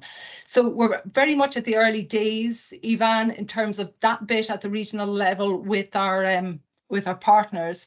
I think in terms of at the community level, I think you need to pick off the topics like energy, like health and well-being, and tackle them as they are in their own identity. And I think the placemaking programme, places is what's important, and climate is really, place is about climate at the end of the day. So I think different communities will have different priorities, but we're all going towards net zero, but I think it's what is important to your area is what you should focus on initially. So if it's heat, then we talk to other communities where we have that commonality of heat, and then the council will be able to tell you what the policy framework is as far as Scottish Government is concerned, and hopefully we can all join together. But bear in mind, nobody's done this before. This is all new territory, so we're all finding our way. I think it's probably worth just saying as well that the placemaking conversations, place planning, whatever it's been called in the different areas that are happening at the moment, are probably the largest piece of engagement that has happened in the Borders for a very long time. There's 58 communities, if you take that's out of 69 community council areas, that are having conversations with our team in some form or another. Some people are right at the beginning of that process, some people are quite well into it. There are a lot of conversations being had around various different challenges, but a lot of that is coming back to things like energy and how do we deal with that, active travel, school transport, and safe walking routes to school, and how we can reduce emissions by reducing the dependency on that sort of car and bus infrastructure, public transport more widely. So I think all of these things are starting to inform and give the council a much bigger resource around what is actually happening on the ground in communities, and what we're doing everything we can to sort of join up the dots at the moment. And Jenny and I speak regularly about the things that have been discussed at meetings, and how we can start to, as Jenny said, sort of impregnate that into the DNA of the council.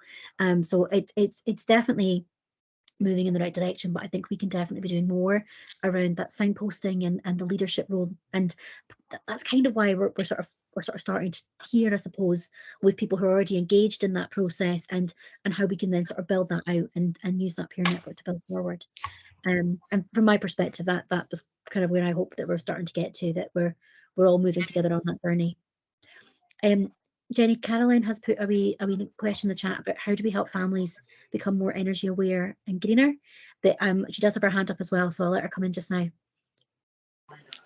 Hi there. I'm not sure if you've answered the question already, Naomi, but my experience of engaging with communities is people are so stressed firefighting. The last thing you need is people like us advising them how to try and save on energy and be greener. And it's how do we change that balance of the conversation so that people see it to their advantage rather than feeling that they're being preached at, to try to help them make better use of the finances they actually have and prevent debt and then all the other inequalities that occur because of that. I think it's a very valid point, and I mean, I've looked myself at things like air source heat pumps and how I would install that in my own house, and I think a lot of these things are quite confusing, and you get pointed towards private suppliers, and you know, as you say, we're all busy, and it can be difficult to kind of navigate. So I think maybe there is something we can do about being more structured about how we can help to present that information and guide people. Yeah. And if that's something that you feel as community members as well, maybe there is opportunities for those kind of strategic conversations, and maybe community councils can take a role in that, or particular community groups could help to sort of disseminate that information. And maybe something that the Climate Action Network could take on board as well as part of their new remit. I think is that helpful, Caroline? Yes, sorry, my voice isn't very strong. I think for me there's something about plain English that people need to understand, that we try to sell them goods that, or promote goods that they really don't have the comprehension of what the words actually mean. Yeah. And the instructions aren't always the easiest to understand. So I think there's something about we need to start investing for the majority of the population to benefit from some of these conversations. Yeah. So, sorry. There was a really good piece of work that was done when I first joined the council just about nearly 2 years ago, and forgive me, I can't attribute it. I can't remember who it was that did put it together, but it basically told you how much it cost you to run your oven, an air fryer, a microwave, and it gave you a really interesting breakdown on that sort of energy consumption, and that was really quite enlightening in a very simple snapshot. So maybe it is looking at some things like that have been quite helpful to people, and how we sort of can present that information in an accessible way. And that's just a very sort of basic example, but that was quite a nice thing, I thought, that did seem to help. Yeah, certainly that's work that the health improvement team would have done that I've been involved with in the past. It would show people how much energy they're actually using. I think there's something about we forget that we're talking about the council and the health board having a very small percentage of the net zero impact, but actually how much we're investing in the people that can make a difference. So it was just raising the question. Thank you. I think we've got a few more hands now. Leslie, did you want to come in there? Thank you. Jenny, thanks so much for your presentation. It's great to see that the board, the SBC, is really going ahead with this. I just wanted to pick up your point about the NHS, and in fact the NHS is a huge emitter of carbon, and the fact that you are, I think the NHS nationally consumes as much energy as a small country, so I think any collaboration with the NHS is obviously to be welcomed and really valuable. I think it's also really important, it was raised in our sort of breakout group, that we see the population sees SBC as allies. Everybody, it's very easy to fall into the trap of finding somebody to blame, finding somebody to criticize. And I think it's just absolutely invaluable to see that we're all in it together. Everybody's got a different role to play, and that SBC are doing their best, and that we need to be working closely with them. And also just what the last speaker said, I think is absolutely true. We need to present all this stuff as something that's good for the climate and good for you. It's good for your health, it's good for your budget, and it's good for the climate. So, gone are the days where there's the green worthies and the rest of and everybody else. We're all in this together, and it needs to be in simple language. And the message is that it is good for you, it's good for the planet.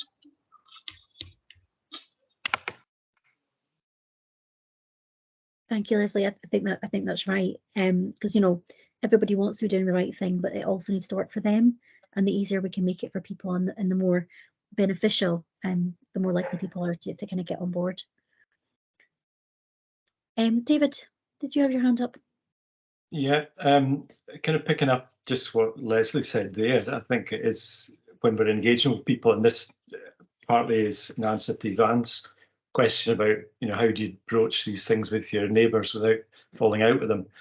The kind of good advice is to find things that where does climate action impact your neighbour? So if your neighbour's a golf fanatic and is fed up with waterlogged greens because of incessant rain, you know, that's a link, so you can see where climate action might start to do it. I mean, in our group at the beginning, we were talking about fuel poverty and issues about that, and that kind of ties in with what was being said there about, well, how many people can afford to put in an air source heat pump, but can we find ways to help people at a low level, the small things they can do that will make a difference? And I mean, in Selkirk here, we've got our Sustainable Selkirk team who are providing low level, mostly home energy advice by going out and visiting people in their homes and giving them suggestions. We do also encourage, where it's suitable to the person and affordable, the bigger interventions, but a lot of it is about the low level things, which still make a difference. And we've just got funding. We've now got 5 really home energy advisors paid for from various funds, and the latest 2, the funding we've got comes from a group called Agility Eco, who are funded through UK government scheme, and they're funding us, but on the proviso that we can provide home energy advice anywhere across the borders if anybody wants it.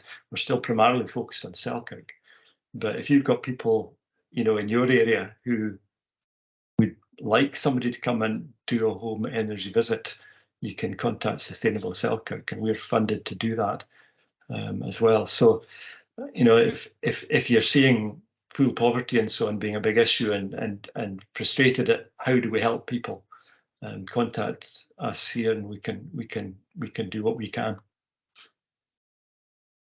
I'd just like to add to that, Naomi, in terms of quite often there's a fixation with what I call the bling around climate change in terms of the focus on the technological fixes, possibly air source heat pumps, etc. And quite often it's the reduction in the demand for energy in the first instance. But also another area is food waste, really high, you know, carbon impact as well, where we could all, you know, reduce our waste of all different types going into our landfill bin. So it's the small things that add up if we all did it. Mm-hmm. I would like to support Jenny on that, and if I could come in there and just say, I don't know if we're going to have time really to return to Hawick's flood scheme, but there was talk earlier about how do we approach that. So if you have a place plan programme, you somehow have to bolt on to your place plan programme something that will help the reduction of the use of energy. Now, by default in Hawick, we've probably managed to do that with the flood protection scheme, in so much as there's a Sustrans cycleway, which is active travel.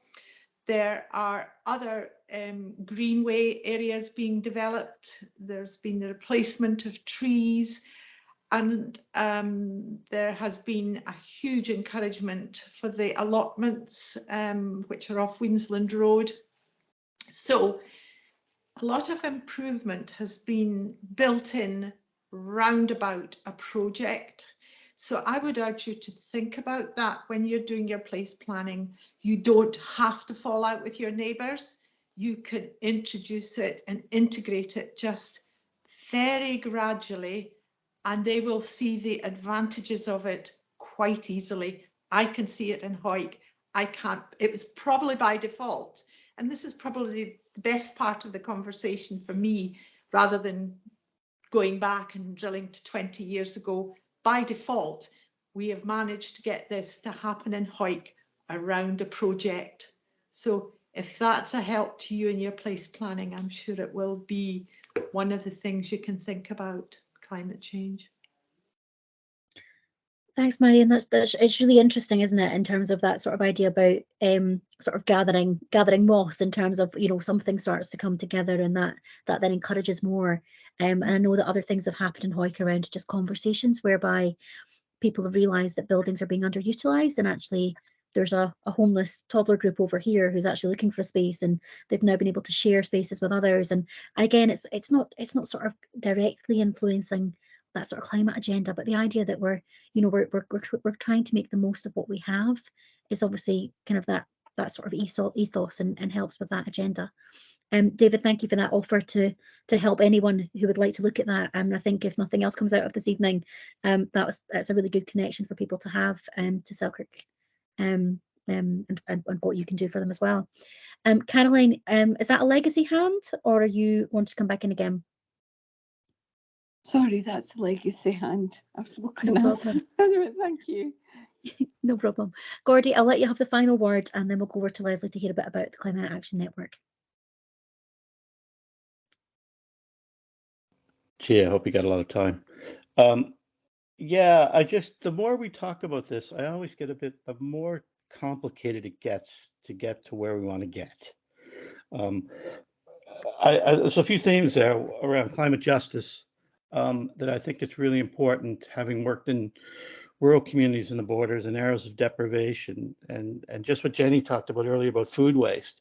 And I'll give you an example. And when I led the Burnfoot Grows Together project and began food share program in Hawick, we gathered 50,000 kilograms of food in 18 months. That would have been what I call through the gate and gone to landfill or biodigesters. And we brought that back into the community and distribute that, not through food banks, but as a food share program, which was as a different set. And that's still going today. And it's probably through the pandemic and whatnot, there's probably well over 100,000 kilograms of food that they've redistributed. So there's not the cost of going through SBC's recycling programs to deal with that, but also it's just the waste.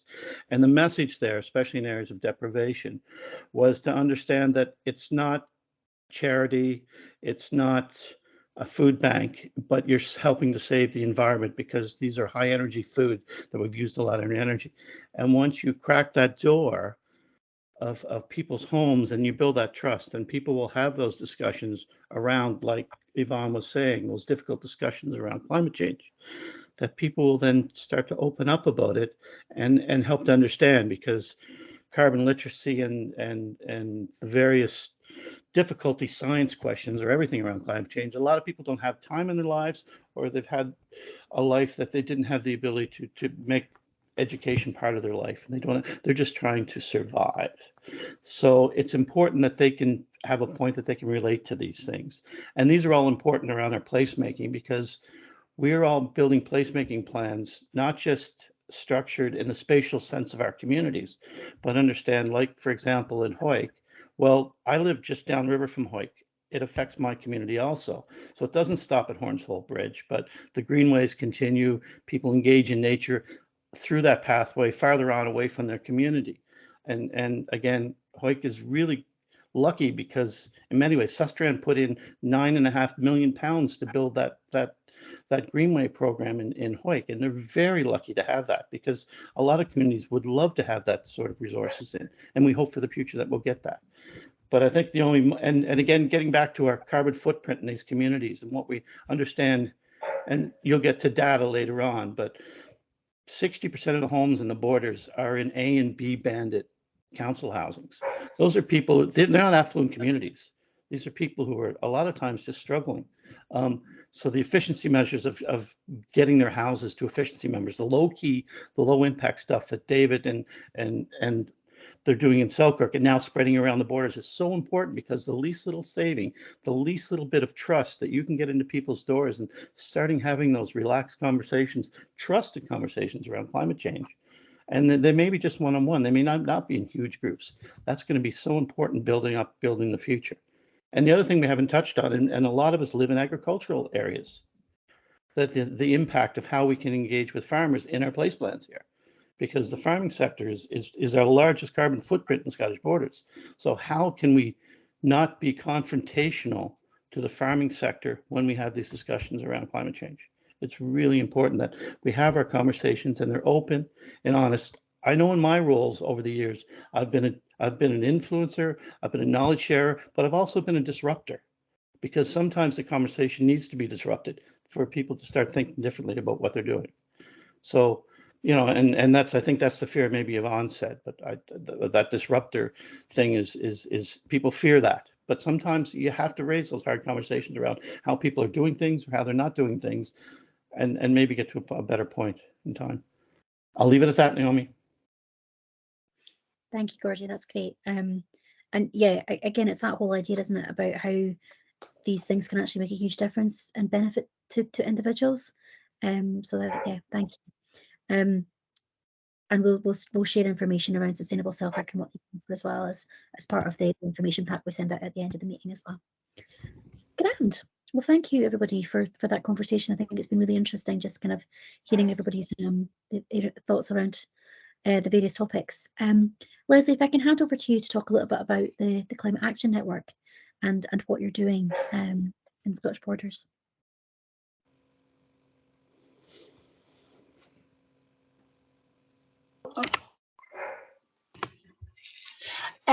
Thanks very much. I'm a member of Scottish Borders Climate Action Network, but so are, well, potentially everybody here, and that's what I want to talk about. But Louise and Yvonne particularly have been very involved, more involved than I have been, so please chip in if I miss anything out. I live in Peebles. I was very involved with Tree Green, and now I'm involved with Greener Peebles. And in May of this year, I was one of, I think, about 50, 60, 70 people who attended the Green Summit, which was held at Tweed Horizons, and which was organised primarily by Marianne Broadgate, Rachel Hardy and Yvonne and various other people. And it brought together people with an interest in the green agenda across the borders. Very interesting conversations about what the main themes of activity should be, how we can coordinate, how we need to network, how there's lots of good stuff going on, how we avoid reinventing the wheel, how we work together, all the stuff we've been talking about this evening. And out of that came a group of people hosted really under Southern Upland Partnership, with Pip Tabor being very involved, who put together a bid for Climate Hub funding. And I think most people probably know the Scottish Government has a pot of money, large pot of money, which they're using to encourage different regions to apply for, to set up hubs, climate hubs within their region. We applied for money, and thanks to the really hard work of Yvonne, Louise and several others, Marianne and Rachel, we were successful. So we have funding, and I can't, to be absolutely honest, remember exactly how much, but I think Yvonne can fill us in on that.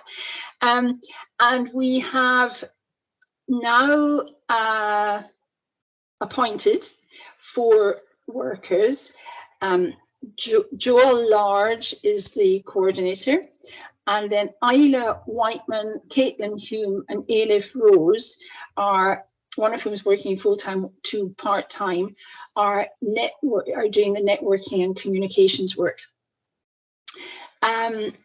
The themes that have been sort of identified so far are the kind of usual suspects, really. It's food, energy, transport, health and well-being. And the key point, which I want to share with you all, is that on the 21st of November, there is going to be a meeting. It's called Understory. In other words, it's kind of looking at what is already happening. You know, it's like the thing about mycelia and fungi. You know, there's all kinds of stuff happening under the ground, lots of connections, and we need to get that stuff up from under the ground and visible so that the working connections become more effective. So 21st of November is this, all are welcome, whether you are representing a group, whether you're an individual. I know several of the people on this meeting are already coming. Please, if you'd like to come and either just talk about what your group does, share your interests, and just begin to feel part of this network, please come. The thing to do, it would be to email, and I'll put it in the chat, but joel@sup.org, who, as I say, Joel Large is the new coordinator. And the meeting is going to be on the 21st of November. I'd be happy to answer any questions. Yvonne and Louise, did I miss anything crucial? Don't think you did. No, I can put some a contact in the chat as well if people are interested in the understory conversation. So not quite sure of the time slot yet or the venue, but certainly it's set for the 21st of November. You're right, Leslie. And how much, Yvonne, how much money was it that we got? It's about 100,000 for the first 6 months. Yeah. And so it is until the 24th of April that this first tranche of money is. And, you know, so there is a certain degree of speed, urgency required in actually thinking how we're going to use it. There's 2 or 3 proposals have already gone in for somebody talked about the importance of actually having hard projects that people can, you know, like sort of grains of sand in an oyster, definite hard projects that people can attach to. And there's already 2 or 3 proposals on the way for some of that money. But again, you know, potentially you could come to the event on the 21st of November, learn more, and then if there is a project which you would like to submit an application, a proposal for, we do have some funding immediately available, and then hopefully in the longer term more funding. Thank you, Leslie. There is a wee question in the chat from Caroline just asking, what is the funding available to do, and who do you apply to? And I guess it would just be interesting to understand if that is funding to do feasibility work, for example, to understand what the community could be doing, or whether it is about actually kind of funding, you know, sort of infrastructure or capital, or what the kind of thoughts are around that at the moment.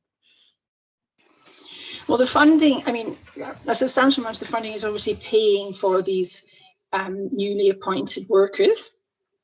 And there will be a lot of the work they will be doing, or 3 of them are doing particularly, is around networking, getting to know local groups, sharing information, communications amongst ourselves, but also to the general public through the local, you know, the usual forms of media.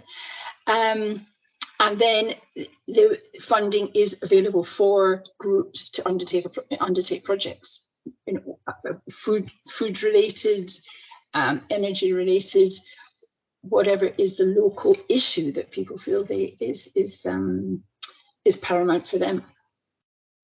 So there's no kind of formal eligibility criteria as such. It's more about understanding the need from the community. So theoretically, if a community has a place plan, or the nucleus of one that is talking about things like community food growing, for example, that's something that you can discuss with them and look at how you could connect them up with funding, either through your own resources or start to help them develop things with a wider funding pool. Would that be kind of fair to sort of say? Exactly. And I think the idea is very much to work with the placemaking program. You know, it's a very good example of how we're all, you know, wanting to achieve similar ends, and so we're wanting to be working collaboratively with rather than in parallel. Yeah, that sounds great. Charles, did you have a question? I'm afraid it's a hobby horse rather than a question, and it relates to carbon footprints for parishes rather than for wards. At the moment, it is possible to get a carbon footprint for your electoral ward, but at the moment the Scottish data has not been cut up into parish and therefore community council, in our case in St Boswell's basis. So I would put a bid in for the analysis of that data so that every community could know what its carbon footprint is, and perhaps think about what they can do together to get round of, to some extent, Ivan's point about talking to neighbours about matters of mutual interest. Thank you.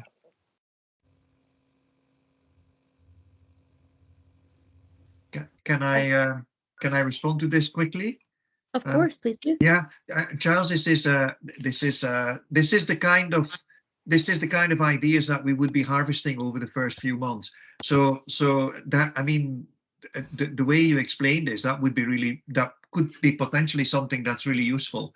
And that is not necessarily going to cost a heck of a lot of money, and that some people may be able to provide even fairly quickly. So the first few months of the Climate Action Network, we'll be focusing on harvesting those ideas and those requests. And once we've got those, then we'll be able to design a program that's going to respond to this flexibly.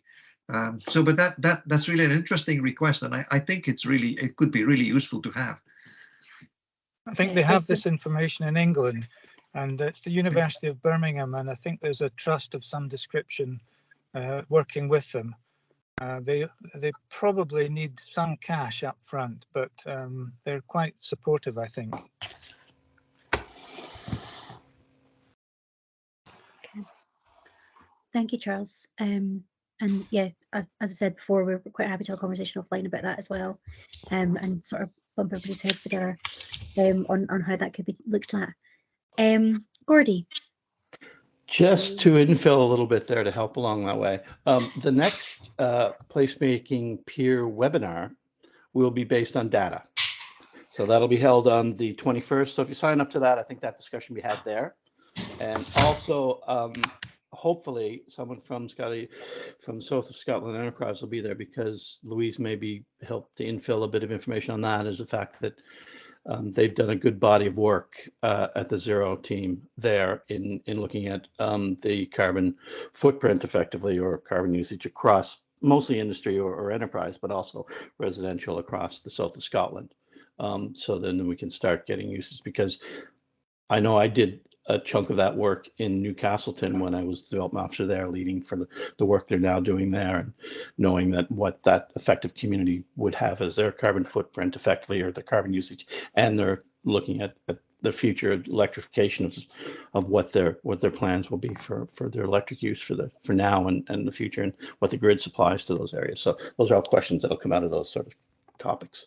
But yeah, data on the 21st of November, and maybe Louise, do you know anything about the sort of push into this, but about Sochi's work around that? Yeah, so the piece of work I think Jenny was referring to earlier on, that SOCI have been doing with Ricardo in terms of an overall footprint analysis for the south of Scotland, so covering a number of sectors. Jenny, I mean, you were really involved in the detail. I don't know if you want to maybe pick up a little bit on that. It says, say, it's across both councils and SOCI. Yeah, just relating to Charles's request, obviously that was national data, Charles, that they were applying at council level. When it comes down to community level, it's obviously more difficult, and you've obviously researched a lot more into this. I'm aware of a community carbon calculator that's south of the border, but I'm not aware of SOCI working at community or ward level, but that could be a question to ask them. These guys from south of the border have done the analysis down to electoral wards in Scotland, because they got some Scottish data relatively recently. But as I said before in our room, that's not tremendously useful in getting communities innervated. It would be far better if we could get that at community level. Sorry, I'm not wanting to monopolize the conversation. I've made the point, and if it could be followed up, that would be great. Thanks very much. Thank you, everyone, and thanks, Gordy, for the plug. He's not on commission, I promise, but he's obviously plugging our future webinars as well. But that is obviously something that we can look at in terms of the community data, and we are really keen to understand what information is missing, and our data team are looking at that behind the scenes as well. So we will pick that up offline and have that discussion and come back. Does anybody else have any other questions or kind of thoughts around the Action Network that they want to raise just now? Could I just, while people are thinking, can I just come back in and say quickly, I think what the Scottish Borders, what the Action Network, which is hopefully going to come up with a slightly snappier name, is really wanting to do. We want the kind of bigger, perhaps more sophisticated data type projects, but we also want the very local projects, you know, where people are doing very practical local things, trying to create an orchard, making connection between food growers, you know, involved in promoting cycling. So it's all kinds of projects. It's the ones that maybe are more in, you know, long term extremely valuable, but also the smaller, maybe more accessible ones. So if anybody, you know, and there will be help available to look at proposals. So, you know, you don't need to come up with a very shiny proposal, but there's, you know, it'd be a question of just contacting the people, Joel and the other workers for discussion.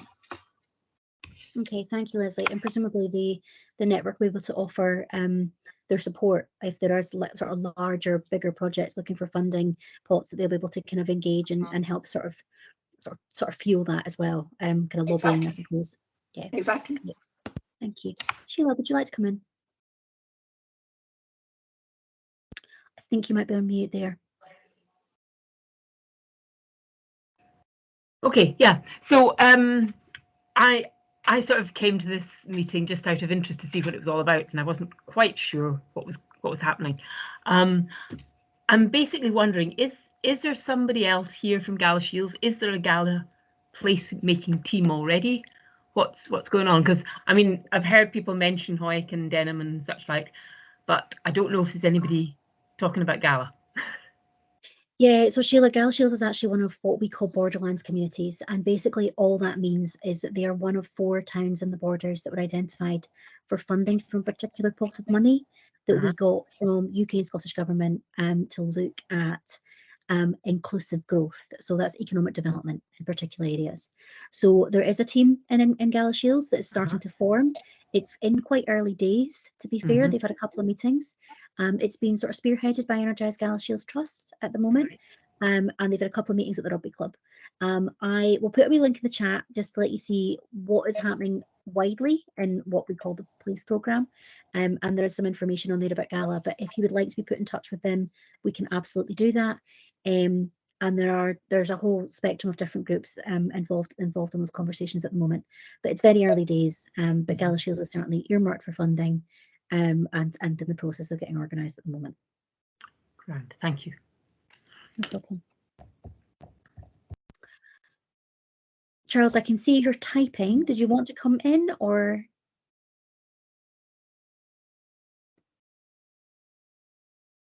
Okay, no problem. Thank you. No, I was responding to Yvonne and pointing out that I got the university wrong. Not for the first time. Okay. It's Exeter, not Birmingham. No problem. Thank you. We can certainly have a look at what they're doing, and that's useful to still have. That link in the chat there around the PLACE programme is available for anybody to have a look through.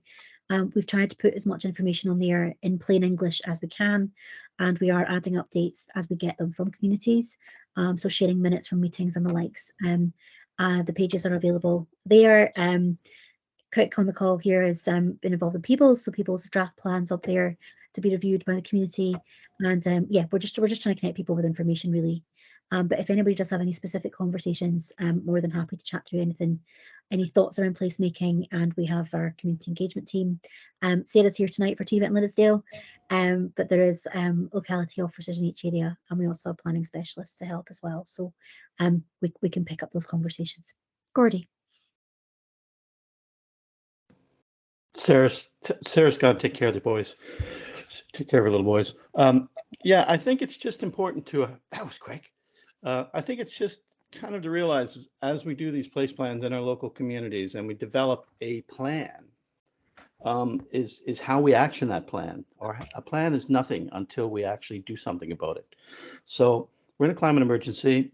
It's about capacity, and it's about building capacity. So, you know, community gardens, community growing, orchards, efficiency measures, small efficiency measures are all well and good, and there's a benefit to all of these. But we really, as we develop these place plans, we have to start linking between the other places, knowing that they're not spatial. So they're not in the borders. You may think there's a wall between all these towns, but there's not.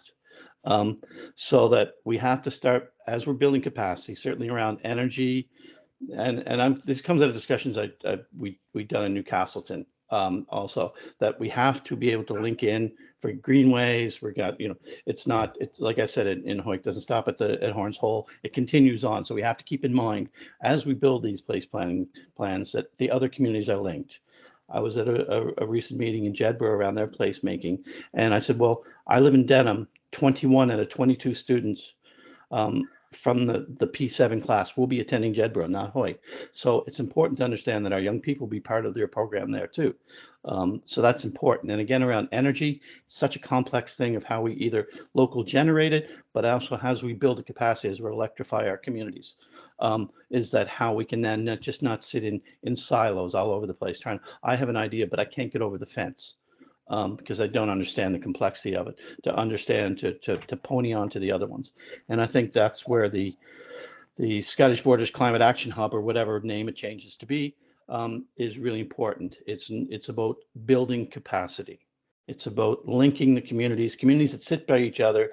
For example, Melrose to Langley, where you got a very affluent 9 out of 10 on the SIMD community, sitting next to an area of deep deprivation, sitting at a 2. Climate change affects them far more than it affects others. So how can the resources of groups in those communities come together to better understand climate change, but also to actually support each other in whichever way they can support? Because it's all about sharing the resources that we have. And those resources may not be just funding. It's intellectual resources. It's the time resources of retirees or people who have worked their lives in upper level management positions that have the resources and the time to share with communities that don't have those resources. So the just transition is going to be really important with this. So I think that's important as we look at our place plans, understand that our place plan will affect other places also. And we have to link those in as we're making those place plans. It's not how our personal vision is, or maybe a few people's vision of our community, but it's not just our community's vision, but it's other people sitting on the areas of our communities, their vision of their community and how they link in together. So it's going to be really important to keep that as a forefront of how we're developing it. So that's just what I'm going to say on that one. Thank you, Gorgie. And it's probably just worth, for those that aren't as engaged with the placemaking process at the moment, a huge part of this is not about picking on pet projects or taking the loudest voices. It's about inclusive engagement and making sure that it is actually bringing in the broad spectrum of people and the different priorities that different people have, different age groups have, and how that is kind of reflected in that sort of holistic plan. Easier said than done, obviously, but there is a huge amount of work ongoing at the moment. And one thing that I have found in all of the conversations that we've had across communities is, by and large, people do consider that wider group, particularly older people considering young people, and how they can bring them into that process, and how that is supported and what's being discussed. Charles, I'll let you have the final word, and then Marion, if you're okay to give us a wee bit more about flood prevention, same for those that weren't in your breakout room, that would be great. Charles. Just to plug the fact that the community plan is supposed to sort out a lot of this and look at the things like Gorgie mentioned in terms of life expectancy, different differentials and those sort of things. Unfortunately, I have seen no evidence as yet that the priorities that they've been seeking are going to either reflect climate change or indeed many of the other matters that I think are quite important in terms of having a healthy society in the borders. But there you are. I think the new community plan will appear very soon, and it'll be very interesting to see if it's a consultation document or something that's handed down. Yeah, thank you, Charles. I don't know if Louise or Jenny are really in a position to speak about it, but certainly I am involved with the team who are looking at that community plan, and that kind of cross-cutting climate action is certainly something that we are trying to enforce. That closer working with all the community planning partners is something that we're really trying to work hard on for climate, but also for that wider placemaking agenda, because let's be honest, the community plan is all about community-led planning. So that's kind of the sort of cornerstone is exactly this and that community engagement piece. So yeah, if there is any feedback that you would like to give, I'm more than happy to share that with the team that are working on that at the moment. Louise and Jenny, I don't know if there's anything you want to add to that at the moment. I appreciate Michael's more involved in that than you directly. Yeah, it's just to say we're coming from the same place, Charles. We don't feel as that, you know, we feel that climate change must penetrate everything that's in the community plan, and it's just trying to get everybody on the same page with that. Yeah. We are also being supported by the likes of Scottish Futures Trust, who are helping with some of the conversations with the community planning partners. We had a really good session with Scottish Government as well, and their place team on what that could look like and how the community planning partners can work more closely and to the benefits of each other. But there are obviously challenges with different agencies coming together. So we're doing what we can, but it's definitely not it's not the utopia yet. But we continue to strive for it. Any other questions before I hand over to Marion to kind of take us out with a wee bit about the Hawick flood prevention? Okay, Marion, over to you. Thank you so much, Naomi. I've really enjoyed listening to all the conversations this evening. They've been incredibly interesting and thought-provoking, and it's really important that we always remember that it's thought-provoking and to change your thoughts. The flood of 2005 was a huge catastrophic event in Hawick, and it set off a chain of events which I never would envisage us to getting to where we are today in Hawick with a marvellous flood scheme that will protect our town. We were told at that time it was a 1 in 75 year event, and really over the period of 20 years there have been at least 3 further serious events in Hawick which impacted on people 3 times who live along the side of the river. And the pressure from the flood group that was formed to collaborate with Scottish Borders Council, to collaborate with the people that were affected, and to collaborate with the Scottish Government was an amazing path to walk. And it wasn't easy at times, but the great thing about the whole part of it was that the flood prevention team were very committed to our community, and the community gave back this amazing amount of commitment.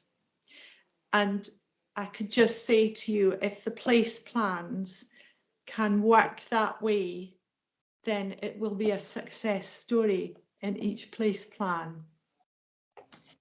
Moving on, we are now nearly finishing the flood scheme in Hawick. It's taken a period of practically 23 years.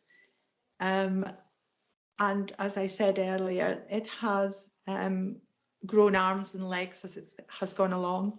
The council have collaborated well with our community. That was tremendously important. And the community can see that collaboration happening and being spread far and wide over our community. And I talked about the greenway, the cycle path, the allotments, and people where what they wanted, they could see happening. So it wasn't what we wanted as a flood group, it's what we wanted for the community. And that was a big lesson for us over a period of 20 years, and we're nearly there. Very proud to have been involved in it all. There was only 12 of us. We were very lucky to be listened to, and that was important. And we're nearly finished. and we have a very good pot of money of our own. And we are now thinking to the future what we can continue to contribute to the river. We've got to peg that down yet, but I think we'll probably become friends of the river. In other words, each year have a litter clean up, make sure that the bridges are maintained and looked after, and follow-ups on maintenance, and also to probably continue extending events and opportunities along the river. It's been a tremendous experience, and I hope the people involved in placemaking will have those experiences as well. Thank you. Could you hear all of that? That was great, Marion. Thank you. I think it's just interesting, isn't it, in terms of how obviously something really positive has come out of that negative. And as you said, it's ended up being a kind of linchpin to a number of different initiatives that hopefully will get a sort of further mandate with the placemaking process, and things like the Greenway and how that can then sort of fuel better connectivity across Hawick as well. Does anybody have any questions around what happened with Marion's group and how that's kind of galvanised, and where the Friends of the River are going next, and what they're doing in terms of their contributions to the place plan? Craig. Heading up the development of the People's Place Plan, the flood defence scheme has been in the offing for some 15 years or whatever for Peebles, and it's moving forward. There have been background studies by Scottish Water, by SEPA, by the council, etc. And so it's in the pipeline. We're in the queue, and it's not just the queue for the borders, but I think it's the queue for Scotland. These things cost quite a lot of money, and therefore actually phasing it. But I think one of the things I picked up on Hawick and other schemes is this issue that they were planned to cover for eternity, and they're found not to be for eternity, and that I'm assuming that with the escalation in climate impacts, that any planning will have to be a little bit more robust to protect not just for what appears to be a 100-year or 200-year event at the moment, that will probably turn up to be a 25 or 50-year event. Have you got any experience or any knowledge of how that affects the Hawick scheme going forward, insofar as most of it presumably is in place now? I really couldn't answer that. That's probably engineering and high-tech background information. But what I can say is that the model that's been built in Hawick probably has been built on the 1 in 75-year events with a contingency plan built into the background. That's all I could really answer on that question. The walls are pretty high, and we know from our information and the data that we collected as a group on the river that they've never ever reached anything like that height, for instance, and they have continued that work to the lower levels of the town, and the engineering works have been quite robust because there was so considerable work to find the leads, the old groundworks that were involved in the town, and they have found most of that, so that there's no backlog or backing up of water behind the river walls. So that's all I can tell you at the moment on that. There is a worry about another little tributary to the river called the Slitrig, but the council are working on that at the moment. But if you are interested in the Peebles one, I did do a talk at Peebles to encourage them to have a flood group up there to support and become involved and interactive with the agencies such as you mentioned, SEPA and Scottish Borders Council and the government and the engineers. Does that help? Thank you. Yes, I think I heard your presentation on that. There's certainly the resilience group in Peebles has taken some of that on board, but I think what you were talking about is a slightly bigger one, which is yet to be. I could raise the other point, which is we have a tributary, the Edelston Water, comes in just above the town of Peebles, and that's probably one of the most studied catchment areas in Scotland, if not in the UK. And that was straightened by farmers back in early 1800s and has now been re-wiggled. But also it's the subject of ongoing scientific monitoring to establish how effective it is. And people are saying, oh, it's fabulous and it alleviates some of the flooding in Peebles, but actually the evidence isn't in, so we don't know. And if it didn't rain in that catchment area, obviously it's not going to have any effect on flooding in Peebles. So just getting the evidence base, getting work, and particularly universities. I mean, universities are always interested in undertaking work like this. It's very valuable. We have huge catchment area studies for the Tweed, for the Clyde, etc. And so all of these they're layering and allowing you to then pick up the data, which has been mentioned before, pick up that data and use it to support initiatives within communities and community place plans. Yes, you're absolutely right on that one. And you've got to remember what is happening round about you as well. I spoke about this earlier. We have no answer to why Hawick all of a sudden had flooding, definitely to do with climate change, but it may well have been responsible for, there was a couple of big forests came down.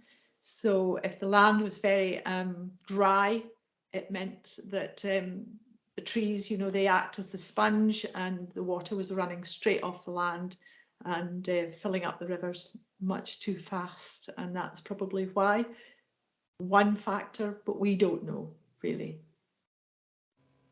So it's important to look at your tributaries and the rivers that feed into the main river and any other conditions and environmental changes that might be involved. Thank you, Marion. Thank you, Crick. I love the term rewiggling. I don't know if that's a scientific one, but it certainly sounds good. It's an interesting point about environmental monitoring, and I guess something that we haven't discussed yet this evening is the opportunities that we have with technology to potentially use things better, to understand more about what's happening in our environments, and that sort of double-edged sword, I guess, if you like, of using more technology potentially adds to our carbon footprint, but could potentially give us very vital information for destination management, for environmental monitoring, weather information, etc. So that's maybe something else that people want to consider as they're sort of thinking about things as well. It might be something that the flood group are looking at next, Marion, I don't know. One for the Hawick Town team meeting, I think. Gordy, I think your hand up was next. Yeah, I'll try to be brief. Yeah, a couple things around that. In 2005, there was five storms, the only time in history that happened. One of them was Hurricane Katrina. So the Circassian Sea got to be 27 degrees, and that's why it happened. Basically climate change. But on the other note is the impact of climate change on, I worked in Newcastleton and 125 homes were flooded out on the River Little. And that was 27% of the people who lived in that community did not have a home for up to 1 year. So how this flooding can impact communities, and that just puts a huge amount of stress on everything in the community. And following just behind that was the pandemic. So how climate change can absolutely impact the communities we live in is a huge thing. And I'll just leave that one. But again, Naomi, you're right about technology, because I had managed and put in, overseen the CCTV system, which doesn't just monitor the town center, but monitors the river. And SPC has the code, so they can monitor the river for that community when there's a flood risk. And then I put in monitoring what's called an Internet of Things, which is a complex monitoring system using the G4. So they can monitor that and hopefully in the long term gain the data for their community to help their community. But again, those are huge impacts on communities in our area. That leave people homeless and directly affect their community they live in. So yeah, leave it at that. Thanks, Gordy. I think I might pick your brains about that offline a little bit more, around some of the opportunities for the wider borders as well, around CCTV and Internet Things, IoT. But thank you for kind of sharing, because Newcastleton, it's worth mentioning, has a climate action plan that was developed as part of a pilot project with Keep Scotland Beautiful. So they've been very kind of active and probably kind of leading the way in the borders in terms of some of the initiatives that they've been looking at. So there's obviously a lot of learning that can be shared from there as well. I'll just briefly, sorry, Naomi, I'll just briefly Sorry. let in. Yeah, I led that report, the local climate action plan, that it was the only one done in the south of Scotland, and those are really important for communities to layer on top of their place plan. Those who have the resources to start layering those plans within their communities. Thank you. That's great, Van. Hold on. Oh, hi. Marion, it was interesting to hear about the thing that nobody really knows what caused the sudden flood in Hawick, whether it was the rainfall event or whether it was what had happened to land use. I happen to I used to teach this kind of stuff at the University of East Anglia in the 1980s. It's really quite an interesting technical question, but it's an important one. And I wondered, to what extent did your flood protection group look at land use uphill from Hawick? We went into that type of technical data. Our role and our main goals were to protect and support the people who were impacted by flooding, and to continue that support to them by understanding the river life, the life of the river, and what it did when there was excess rain and any warnings coming in. And in fact, we had a gauge up at Teviot Head, which, you know, we started to understand very easily when it rose at a certain level, time to protect the town, time to protect the people that we looked after. We also had sort of crude markers under the bridges, just a marker, and that marker told us when we reach that mark, we know we're in trouble. Yeah. It was really important to know the land around the river rather than the land landward. And did the Hawick community make contacts with the communities upriver? No, we didn't actually, because they weren't impacted by the flooding. You know, the town, if you can understand, the centre of the town was totally flooded, from the top end right down to the very bottom end, and it was really quite catastrophic. And it happened about 4 or 5 times in total, and with several near misses. But I take your point about that was your line of work, and I think that the forests that were taken down in Crake and up Roberton End, it seemed to be after these events that there was a change, and you know, that has continued. And as you can see now, there's a massive drive to buy up land and plant a massive amount of trees. And so, you know, looking to maybe 50 years down the line, they will have to think, when they harvest those, what will happen on that land. And there's actually one big farm on the way to Newcastleton at the moment that has been sold for a massive amount of money for tree planting. So these are all very important things for the future. And I'm not a scientist and I don't have that kind of data, but there we go. I think it does point to something I'm learning from this event, and it kind of resonates with the challenge we have now in Smailham, and that is at some stage we really need very strong evidence and really very strong technical support in order to tell us how to deal with certain things, and it might mean linking up with other communities. So that might well be something that we may need to reflect on, Leslie and Louise, in the context of the Climate Action Network. That might well be one of these capacity issues that Gordy was mentioning, that we might wish to supply and make sure that people have access to when they require it.